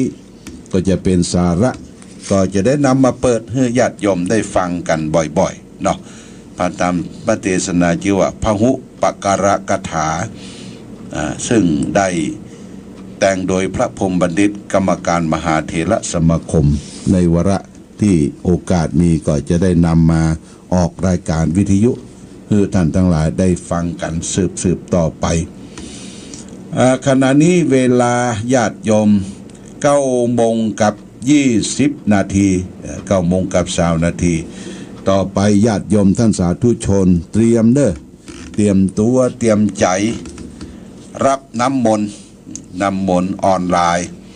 น้ำพระพุทธมนต์สืบชะตาทางออนไลน์ส่งไปถึงบ้านของพ่อแม่พี่น้องญาติโยมเอาได้เอาฝ้ายไปเกวียนวิทยุโยงมาที่น้ำขันน้ำมนต์ที่ใส่น้ำเขามินส่วนปล่อยนี่ส่วนเอาไว้สละสลงอาบและน้ำที่เป็นขวดสะอาดบริสุทธิ์นั้นก็เอาไว้ดื่มไว้ใส่ตู้เย็นไว้ดื่มไว้ใจไว้ประพรมหัวเวลาจิตไว้ใจสั่นได้เนื้อญาติโยมนี่เป็นพระพุทธมนต์เป็นหลักสัจธรรมคำสอนของพระพุทธเจ้าได้แสดงมาตั้งแต่สมัยในพุทธกาลเพื่อให้ญาติโยมพุทธศาสนิกชนทั้งหลายได้อยู่ดีมีสุขมีโชคมีใจในการดำรงชีวิตปราศจากโควิด -19 ต่อไปในญาติโยมเนอะเอาละเจิญเทวดาก่อนปริตูนาเมตังสเมตาภตันตาวิกิตาจิตาปริตังปนันตุสักเกกาเมจารูเปกิริสิกลตาเตจันตริเควิมานิติเปลเตจักเมตลุวนาคาเนอารามาวตุมิเกเตภูมัฏฐาตโยยตุโรกบาระราชายามะราชาอินโตวิสุวรรณราชาริยเมตไตโยโพธิสัตวกาทโยริยสาวกะจะปุถุชนะกัลยาจะสมาธิทีเยวะพุทเทปัสสนาธรรมเมปัสสนาสังเฆปัสสนาพุทเทสกลวาธรรมเมสกลวาสังเฆสกลวาอิโตทานะโตยาวะปรัมปราอิมัสสมิงโสจักวาริสุเทวตานังโมนิลาวจนังสาทโวโนสุนันโตธรรมสวนาการโรยัมภตันตาธรรมสวนาการโรอายัมภตันตาธรรมสวนาการโรยัมภตันตาสมันตาจักวาริสุอัตราคาฉันตุเทวตาสัทธรรมังมุนิลัสสะสะสุนันทุสักขโมขะทังนะโมตัสสะภะคะวะโตอะระหะโตสัมมาสัมพุทธัสสะนะโมตัสสะภะคะวะโตอะระหะโตสัมมาสัมพุทธัสสะนะโมตัสสะภะคะวะโตอะระหะโตสัมมาสัมพุทธัสสะพุทธังสรณังกัจฉามิธัมมังสรณังกัจฉามิสังฆังสรณังกัจฉามิทุติยัมปิพุทธังสรณังกัจฉามิทุติยัมปิธัมมังสรณังกัจฉามิทุติยัมปิสังฆังสรณังกัจฉามิตติยัมปิพุทธังสรณังกัจฉามิตติยังปิธัมมังสรณังกัจฉามิตติยัมปิสังฆังสรณังกัจฉามิสรณะคัมมะนังนะโมเมสัพพะพุทธานังตวัติสาวรรักขโนตนังกะโลมหาวิโลเมตังกะโลมหายโสสะละนังกะโลโลกายิโตติปังกะโลสุตินทะโลโกจันโนจันนาปะโมโคมังกะโลปุริสาสะโพสุมาโนทิโลเลวะโตละติวัตตโนโสภิโตคุณสัมปันโนอนุมัสสติจันทุตตโมปัตุโมโรกะปัจโจโนนารโตวรสารติปัตุมุตตโลสัตตสโลสุเมโตอาคาปุกะโลสุสัตโตสัพพะโลกะโกปิญญาสตินาลาสัพพุวัตตติกาลุนิโกธรรมทัตติธัมโมนุโตทิสัตโตอสมโรเกติโตจาวารังวโรปุโตจาวโรปุโตวิปัสสิจาโนปโมสิกิสัพพะอิโตสัตตเวสสัพโพสุขทายโกกะกุสันโตสัตตวะโหโกนากัมมโนลยัญจโหกัสสะโพสิลิสัมปันโนโคตโมสักกายปุงคโวอัตวิสัติสังคตาเมพุทธามหิติกากาลุณาคุณสัมปันนาสัพพะโลกาภิภูชิตาเอเตทัสสะภราพุทธาอุตตมะอาคาปุกาลาเตปิสังฆคุณาสุปิติเยอมตังปะตังเอเตพุทธาติจจะมังคลาโหติสัพพทาอ อัตวิสติเมพุทเถอาหังวันตามิสัพพตาเตสังญาเนนะสีเลนะขันติเมตตาปริณาเจติปิโนอนุรักขันโตอโลกายนาสุเขนัญจาตวิสติเมพุทเทโยนโรสลนังกโตกัปปานิสัตตหัสสานิทุกขติงโสนาคัสสติตวิสติพุทธปาริตังญาณิทะภูตานิสัมมาคาตานิปุมมานิวายานิวะอันตะเลเกสเปวะพุทธสุมานาภวันตุวันตุปิสักกัจจะสุนันตุปัสสิตันตัสมัยพุทธานิสาเมธัสสะเปเมตังกโรกามนุจิยาปัจจายติวาจารโตจหารันติเยปริงตัสมาอิเนลคาตาปมาตายังกินจีวิตังอิดาวะหุลังวสักเกสุวายังรัตนังปณิตังนาโนสัมมังอติตาตากตินาอิตัมปีพุทเทรัตนังปณิตังเอเตนะสัจเจนะสุวันติอุทุขยังวิรากังอมตังปณิตังตยัสสกะสักกายมุนิสมาหิโตนะเตนะธัมเมนะสมาธิกินจีตัมปิธรรมเมรัตนังปณิตังเอเตนะสัจเจนะสุวันตุยัมพุทธเสโตปริวันนยิสุจิงสมาธิมานังติลกัญญมาหุสมาธินาเตนะสมุนาเวชติอิตัมปิธรรมเมรัตนังปณิตังเอเตนะสัจเจนะสุวันตุเยปุคลาอัตตสัตังปัสสตาจัตตาริเอกานิโยกานิหุนติเตตักินาสุขตัสสะสาวกายเสสุติเนนะมหาปลานิอิตัมปิสังเก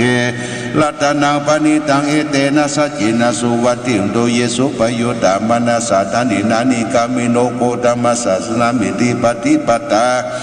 อมตังเวกังอรัตตามุตานิปุถิปุจันมานิตัมปิสังเกรัตนังปณิตังเอเตนะสัจเจนะสุวัตุยะตินตังกิโลปัตวิง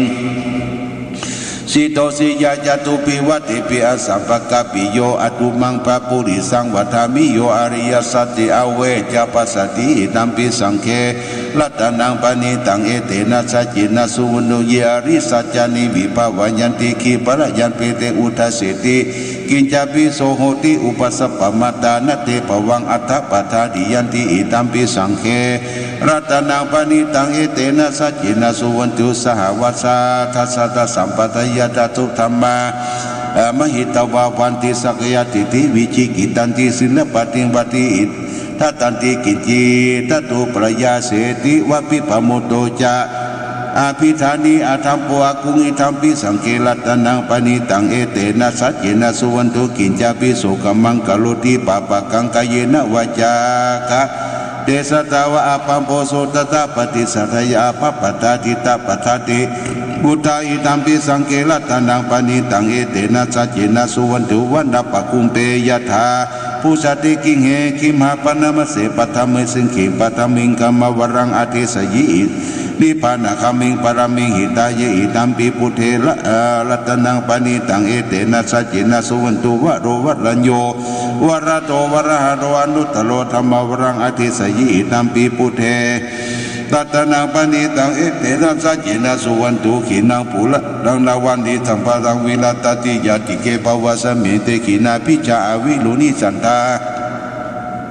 นิบันติลายะทายาปฏิโปยดัมปิสังเกลัตนังปณิตังเอเตนะสัจวะเจนะสุติโตยานิทัพพุทธานิสัมมาคตานิปุมานิวายานิวะอันตลิเกตตากะนังเทวามนุสสานังพุทธานามัสสมมาสุวันติยานิทัพพุทธานิสัมมาคตานิปุมานิวายานิวะอันตลิเกตถาคตังเทวมนุสสะพุทธิตังธรรมนามัสสมาสุวัติยานิทัพพุทธานิสัมมาคตานิปุมานิวายา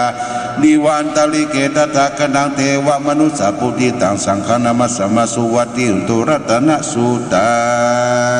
งยะโตหังภาคินีอาริยายะชาติยาชาโตนาปิชานามามิสัญจิจาปนังชีวิกาวโรเปนาตินะสุติติโตสุขปัสสะโพสังโฆสติตังคโตธรรมังวิจโยตถาวิริยัมปิติปัสสติโพสังฆาจตถาปริสมาทุเปกาโพสังฆาสติเตสัพพตสติจามุนีนาสมัตตกถาภวิตาปหุลิกตาสังวัตตันติอภิญญาญาณิพานายาจะโพธิยาเอเต นาสัจวะเจนะโสติเตโหตุสัพพไตกัสสมิงสัมเยนะโถโมคคาลานะกัสสะบังคิลานีทุกเกเตทิวาโพสังเกสัตตะเจสดิเจตนาอภินันติลวาลุกามุจิงสุตังคเนเตนะสัจวะเจนะโสติเตโหตุสัพพตาเอกทาธรรมราชาปิเกลัญเยนะปิปิลิโตจุนทัติเรนะตัญเจวะพนะเปตวนะสัตลังสมุทิโจอาปตาตมะวุตติธานะโสเอเตนะสัจวะเจนะสุติเตโหตุสัพพตาปะหินาเตจาปตาตินันนปิมหิสินังมัคคหตากิเลสาวปฏิปัติธรรมตังเอเตนะสัจวะเจนะสุติเตโหตุสัพพตายันตุนิมิตังอวมังคลัญจโยจามนาโปสกุณาสัสสะโตปะปะกะโหตุสุปินากัตตังพุทธานุภาเวนะวินาสมินตุยันตุนิมิตังอวมังคลัญจามนาโปสกุณาสัสสะโตปะปะกะโหตุสุปินากัตตังธรรมานุภาเวนะวินาสมินตุยันตุนิมิตังอวมังคลัญจามนาโปสกุณาสัสสะโตปะปะกะโหตุสุปินากัตตังสังฆานุภาเวนะวินาสมินตุมหากาลุณิโกนะโทหิตายะสัพพปะนินังปุริตวปารมีสัพพะโตสัมโพธิมุตตมังเอเตนะจัจวะเจนะหุนตุเตชยมังกะลาชยันโตโพธิยมุเลสักยังนันติวัฒโนเอวังตวังวิจโยหิปริยสัญญมังกะเลียปะละชิตตะปะลังเกสีเสปตวิบุคาเลียปิเสเกสัพพะพุทธนาคัปโตโพดติสุนักตังสุมังกะลังสุปปะตังสุทิตังสุกโนสุโมโตจะสุริตังปรมาจาริสุปะทากินังกายกรรมังวาจากรรมังปะทากินังมโนกรรมังปณิเตปะทากินานิกัตตัวนาลปันเตปะทากิเนโสอัทธละโตสุกิโตวิรุณโหพุทธศาสเนโลโกสุกิตาอุเทสาสเปยติวิสาอัทธละตาสุกิตาวิรุณหาพุทธศาสเนอารกาสุกิตาอุตสาสะปิยติปิเตอัทลตาสุกิตาวิรุณหาพุทธศาสเนอโลกาสุกิตาอุตสาสะปิยติปินัตถิเมสารนังอัญญังพุทโธเมสารนังวลังอิเตนะจัจวะเจนะอุตุเตชยมังกลังนัตถิเมสารนังอัญญังธัมโมเมสารนังวลังอิเตนะจัจวะเจนะอุตุเตชยมังกลังนัตถิเมสารนังอัญญังสังโฆเมสารนังวลังอิเตนะจัจวะเจนะอุตุเตชยมังกลังยังกินจิรัตนังโลเกวิสัตติวิวิตังพุทโธรัตนังพุทธสัมมันติสัสสมาโสติภวันตุเตยังกินจิรัตนังโลเกวิสัตติวิวิตังพุทโธรัตนังธรรมสัมมันติสัสสมาโสติภวันตุเตยังกินจิรัตนังโลเกวิสัตติวิวิตังพุทโธรัตนังสังฆสัมมันติสัสสมาโสติภวันตุเตหิริโอตปะสัมปันนาสุขาธรรมสมัยโตสันโตสัพพุริสาโลเกเดวัตมัติวุจเลสันติปัตตาปัตตนาสันติปัตตาวัจนะมัตตาปิตาจนิกันตาชตเวตาปฏิกรรมสานาจนะกนังกตาพุทธเจโตอมรังสวานาเจวสตังมัตตังเนสังเยปิวิโสนาลสัพพะตานังกาลาตุพุตตาดาวิสตินายกาสเปปฏิติตามหามัตตะเกมุลิสลาสิเสปฏิติโตมหาพุทโธธรรมโมตวิจโกสังโฆปฏิติโตมหังอุเรสัปปะกาตโยทะเยเมรุตโตสาริปุตโตจัตตะกิเนโกตัญโยปิติปะคัสสมิโมคลโนจามามะเกทักกิเนวสนิมาสังอาสวนาลาหุลากัสสะโพจมหานาบุงวัสุงวาสุดาเกกินตเตปิติปักสมิสุริโยปปังกโลนิสินโดสิริสัมปันโนโสวิโตมุริมุงกโมโกมลกัสสะโพเทโลมหิกิตวัตโกโสไมหังวัตนินิจังปฏิตานิคุณังกโยปุญโยอังคุเลียโมจะอุบารินันทสิวลีเมปัญจมหาติลานาลาติติลกรรมมัสสิสสิติมหาติลาชิตาวันตาจินโนลตาชลันตาศิลาติสินาคามังเกตุตันติตาลัตนาปุระสุชาติตากิเนเมตาสุดากันตาสักกันปัสสะตัวสิว่ามีอังคุลิมาลกังกันตังโมลปาริตันตาตัติญาสุรกังกาเสชัสนาเสสีปริกิสัสันตินาสินาปนสัญยุติธรรมะปะกลันติวัสโตเมสักเจนะสัมมาสัมพุทธะเลปตาปิตาสิตตาปริจัตตตุปัตตวาเสทาวินายันตุอนันตุกันะติชนะชินะปัญจลัมบิจิวิหารันตังมหิตาเลสัตตาปะเลนตุมังสเปเตมหาปุริสัสสะอิเจวะเมกะโตระโกสุระโกปุตตนุภาวินาจิตุปัตตโวธรรมานุภาวินาจิละสังโฆสังฆานุภาวินาจิตันตรโยจารามิธรรมานุภาวริตุติชัยยะปัญชละปัญญลกถานิติตา อาทิอุณนาจาวิจโยธรรมโมโลเกอนุตตโลสัพพสัตตาหิตตายะตังตวงขันหิเตปริวะเจระจะกันเตอมนุสหิภวะเกวะยะกินาสิวิติปุติยกสัมมาบาลเนนะจะปัสสมาบาลนามุตุตาปิตัวกรรมจริตังจริตเสวานุภาเวนะอุตุเทวสุขีตตาสุทัสสิลังสมาตยะธรรมสุจริตังจริตเสวานุภาเวนะอุตุเทวสุขีตตาลิขิตังจิติตังพุทธังทารณวัจนังขลุงบริตังเทสนันตุตตัสสะยุบวัตติสักตัวพุทธรัตนังโอสตังอุตตมังวรังหิตังเทวมนุสนาพุทธเตเสนาโสตินานาสันตุปัตตวาสัพเพตุกาวุปัสสเมนตุเตสักตัวธรรมรัตนังโอสตังอุตตมังวรังปริลังอุปสัมมานังธรรมเตเสนาโสตินานาสันตุปัตตวาสัพเพพยาวุปัสสเมนตุเตสักตัวสังฆรัตนังโอสตังอุตตมังวรังอาหุนายาปะหุนายาสังฆเตเสนาโสตินานาสันตุปัตตวาสัพเพโลกาวุปัสสมินตุเตเพสัจจังเทวมนุสนังกัตุกันติติตังละสังอัมพิงละนวันเจวะสัพพะยติวินาสันตุเอกตวิติจตุปัญจสัสสตาตินังตถายาวตุกาวินาสันตุชีวิทานังทัตันตุเตชีวิทานังทัตันตัสสะอายุวันนังสุขังพลังชีวิทานานุภาเวนะหุตุเทโวสุขีตตาชีวิทานังยโยทัตตาอุสัตตังอุตตมังวรังสลิลังทุกขังนาสิติเพสัจจังธนามุตตมันตัสสมากัลยากัลยังนิตยังสัพพยังปุญญานิปัลโลกัสสมิปฏิตาโหติปฏินังอิมินาชีวิตาทินาตุมากังกิงภวิสัติทิทายุกาสัตตาทุสุขิตาทุสัพพะโยโสทัตตาติสักจังศีลวันติสุตาติทุนานังวรังตัตวะชินิตานังมหาพลังเอวังมิริกาอิสายติตังปุญญาสัมปตาตัสสมากิลา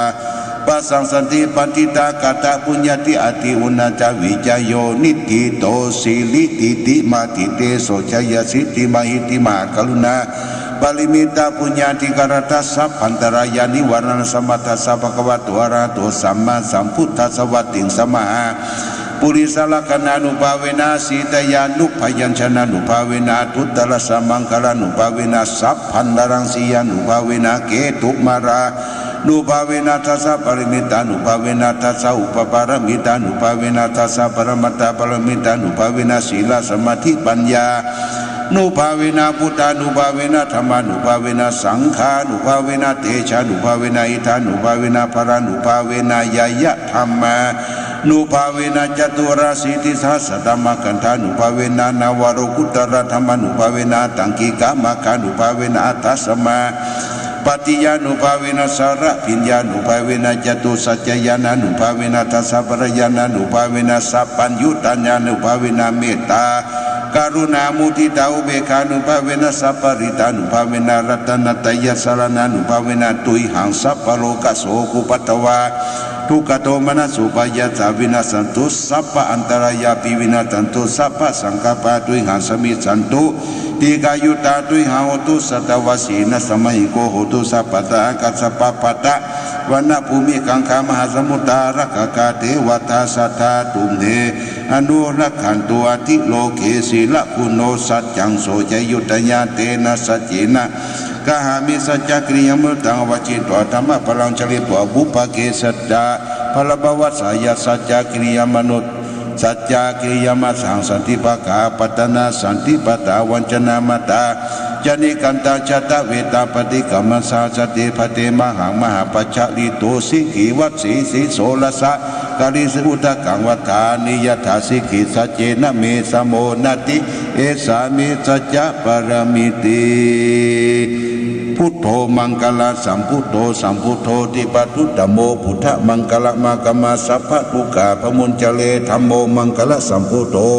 กัมเบโลตุสาธุอนุธรรมะมังคละมากมาสัพพะกัญญาพมุญจเลสังโฆมังคละสัมพุทโธวรตกินโยอนุตตโลสังฆมังคละมากมาสัพพะโรกาพมุญจเลทุกขปัตตาจนิทุกขพยปัตตาจนิพยสุขปัตตาจนิสุขาอุตุสัพเพปะปิปะนิโดเอตาวตาจามิสัพพตังพุทธสัพพตังสัพเพทวานุโมตันโสสัพพสัมปติสิยาธนาตันนงทสัพพสิลังละขันตุสัพพทา ภาวนาปิรตาหุตุขจันตุเทวตากตาสัพเพปุระปตาปรปัจเจกปยังปราระหันตานันเจตินาละขังพันตา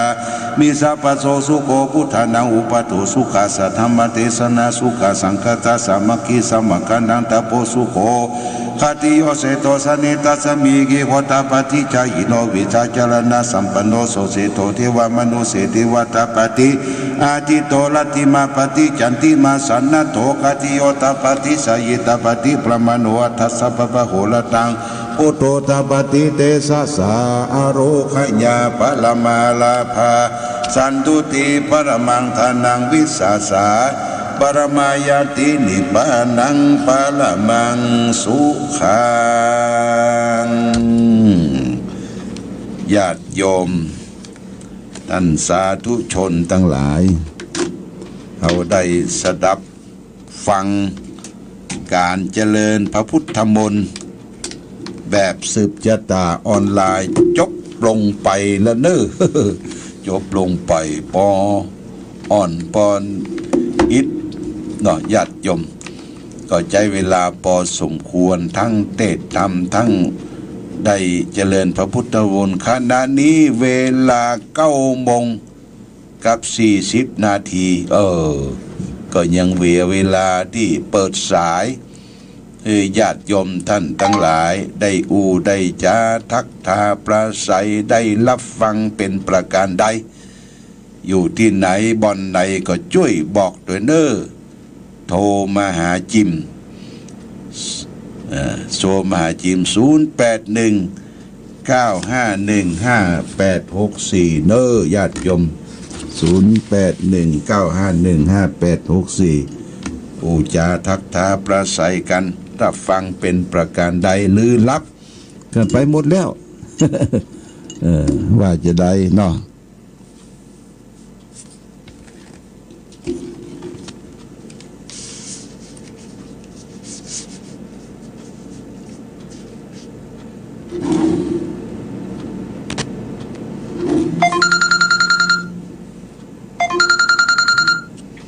เจริญพร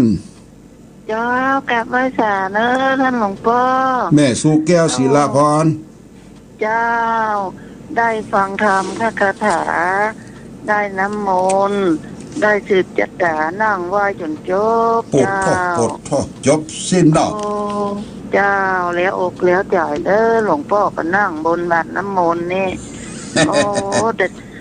แต่เจ้ากับฟังอยู่นะเมื่อเจ้าแต่เจ้านะเจ้าฟังอยู่เหรอเจ้าวันศุกร์เมื่อเจ้านะเจ้าบุตรนาสา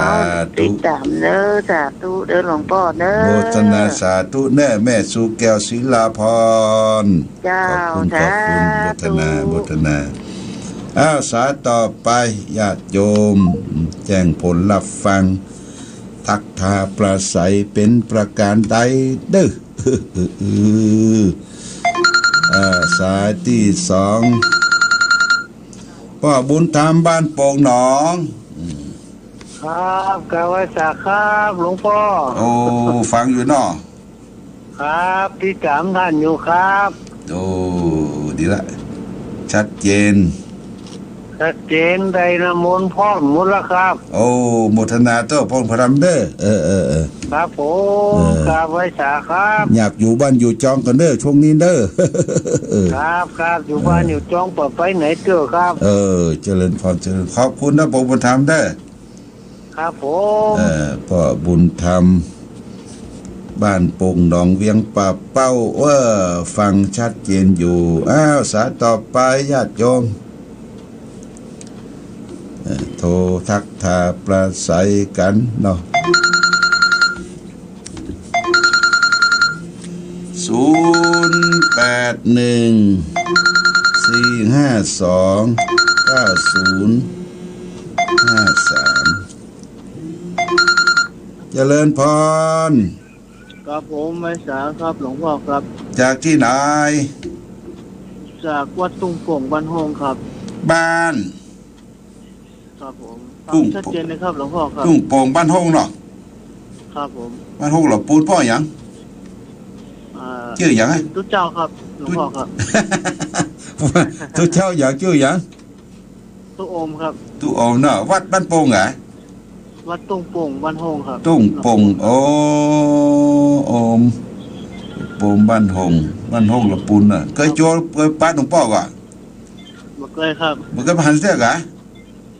เคยหันกับเพื่อนครับโอ้บ้านตุ้งโป่งบ้านหงละปูนเนอะวันหลังก็แอวกันเนอะกำลังใจให้ท่านหลวงพ่อนะครับขอบคุณเนอะฟังชัดเจนก่อนชัดเจนเลยครับก็นึกว่ารับกันไปเดียวขอบคุณเนอะครับผมกลับไว้สาครับหลวงพ่อครับตุปีโอมบ้านทุ่งโป่งบ้านหงละปูนโอ้ติดตามรายการฟังขอบคุณอาสาต่อไปญาติโยม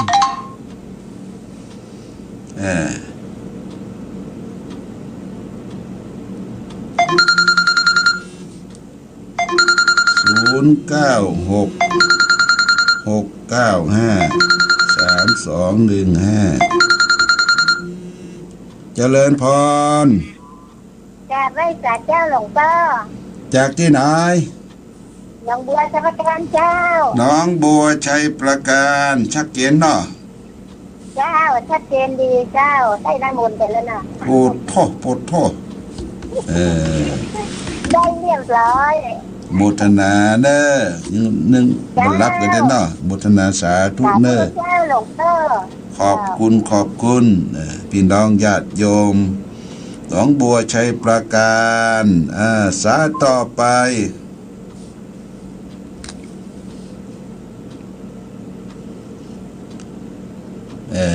สายต่อไปมาแล้วเนอะ087-975-388เจริญพรไว้สาเจ้าหลวงพ่อจากที่ไหนแม่อันนี้จากบ้านปางอำเภอดอกคำไต้นะเจ้าแม่หยังแม่แม่แสงทองเจ้าแม่แสงทองบ้านปางทางชัดเจนนี่นะเจ้าบ้านปางดอกคำใต้เนาะแม่เนาะเจ้าได้น้ำมนต์เรียบร้อยเจ้าขอบคุณได้น้ำมนต์แล้วเจ้าเก่งมุกเก่งใจดีชัดเจนนะแม่เนาะพุ่นเนาะกำลังใจนี่เจ้าขอบคุณเนอะขอบคุณเนอะแม่แสงทองเนอะโมทนาสาธุได้นำบนเรียบร้อยแล้วสาต่อไปญาติโยม08195158ที06574915547เจริญพรยาวิไลพรหมโลกอยู่ดอกคำใต้ยายวิไลเนาะเจ้าน ามสกุลหยังพรหมโลกโอ้พรหมโลกบ้านหยังแม่บ้านหยังบ้านร้องบัวลอยดอกคำใต้บ้านร้องบัวลอยดอกคำใต้เนาะแม่ชัดเจนก็ชัดเจนดีเป็นกำลังใจให้หลวงพ่อเด้อขอบคุณเป็นคนไทยคนเมืองคนเมียงอู้แก้มไทยหน่อยเนาะแต่อยู่กรุงเทพมาเมื่อโตเป็นตำรวจแล้วก็ตายแล้วก็เลยไม่อยู่บ้านอายุเท่าไหร่ล่ะแม่ป่วยเป็นเส้นเลือดตีบในสมองเจ้าบัดนี้แม่ป่วยก็ว่าหายป่วยเจ้าเนี่ยล่ะตัวแม่กะแม่อายุได้75กินน้ำมนต์ได้ไหมเด้อกินน้ำมนต์ตัวเนี่ยน้ำมนต์ได้น้ำซึมปล่อยหมดแล้วเจ้าดีเอาไว้สละสลุเนอะสัจจะอธิษฐานกินได้ไหมเนอะได้กูสุกก็ต้องบอกเจ้าดี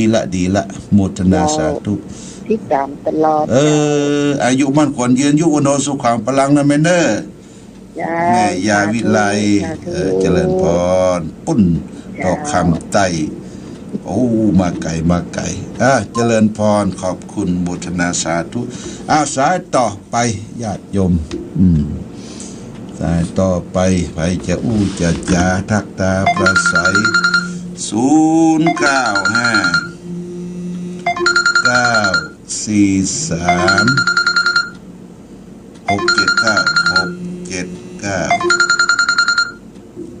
ริญพ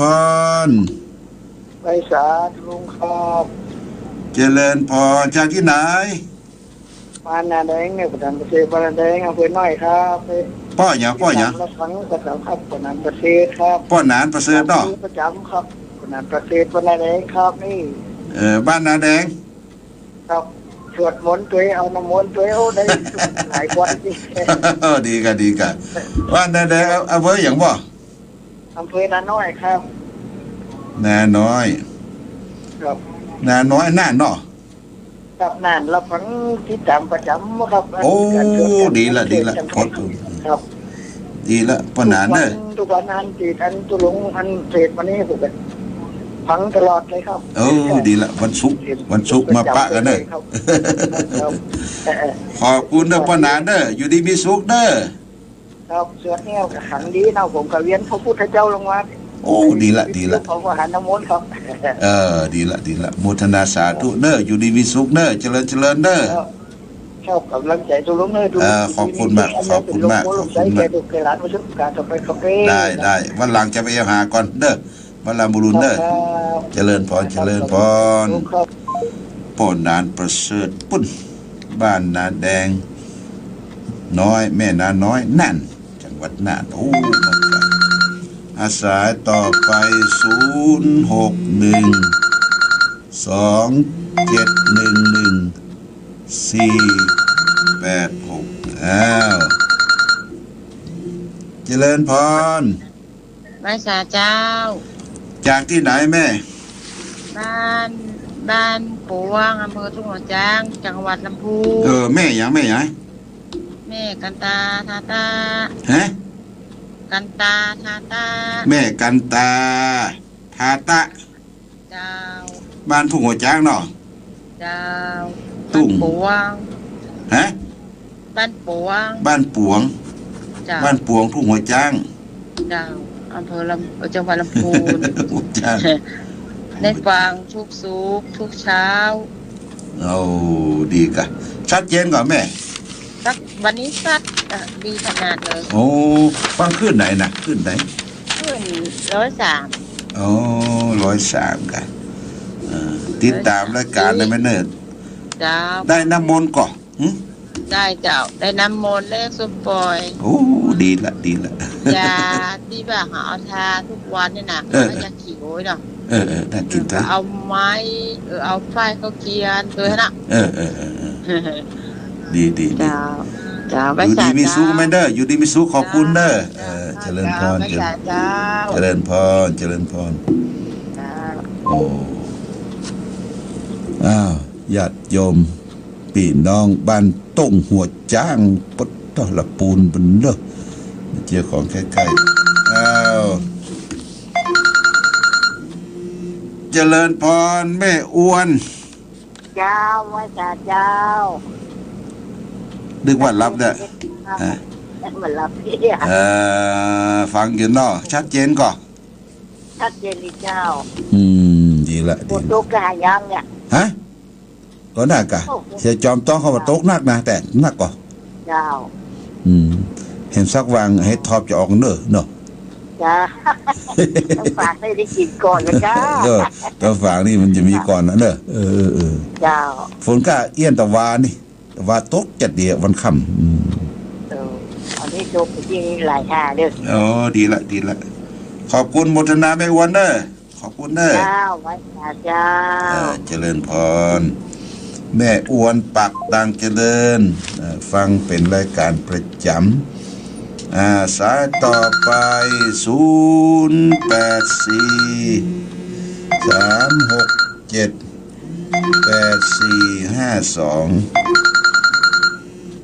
เจริญพรเจ้าหลวงพ่อแม่หยังแม่หลวงมันบวกอำเภอลิ้นเจ้าแม่หลวงแม่หลงเนาะกายบ้านพ่อผาท่านนะคะออลีบ้านพ่อพัดเขาน่ะหินใกล้ๆเนาะ บ้านปอวิพัฒน์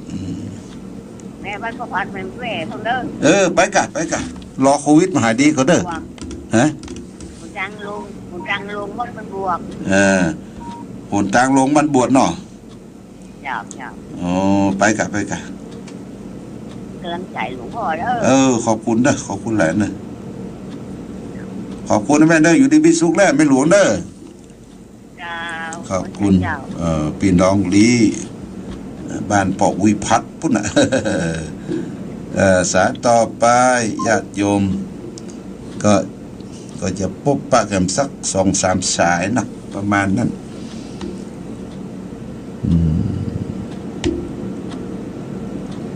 0819515864เนอะไปจะโทรเข้ามาก็โทรเข้ามาแถมสัก3 สาย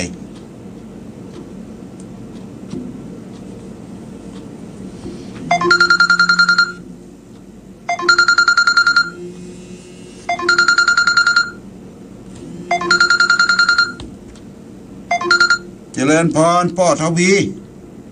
ว่าแต่ครับหลวงพ่อพ่อทวีคำกูลนะครับผมแม่สักกะแปงแม่ปูคาสักกะแปงฟังท่านเข้าครูเหรอเนี่ยฮะก็วันนี้ได้น้ำมนต์ให้เนี่ยน้ำมนต์น้อยเหรอวันนี้ได้น้ำมนต์ด้วยได้ฟังธรรมก่อนได้ทางสักตัวมาเลยวันเนี่ยดีกะไม่เป็นธรรมบรรยายเนี่ยเทศธรรมเป็นคำไทยทำวันนี้เข้าท่าดีเนาะเข้าใจเนาะเข้าใจดีด้วยความรู้รักสามัคคีแม่นรู้รักสามัคคีชาติศาสนาพระกษัตริย์เนาะ3 สถาบันแล้วตอน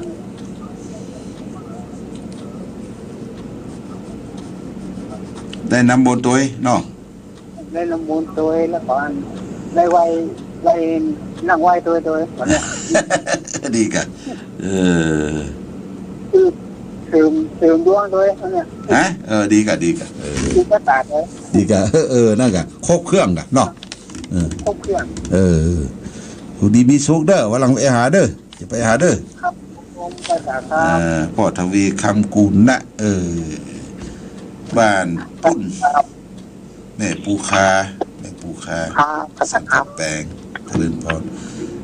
ต่อไปเอาแฮมซักสายอย่าโดนเด้อไปจะโทรเข้ามา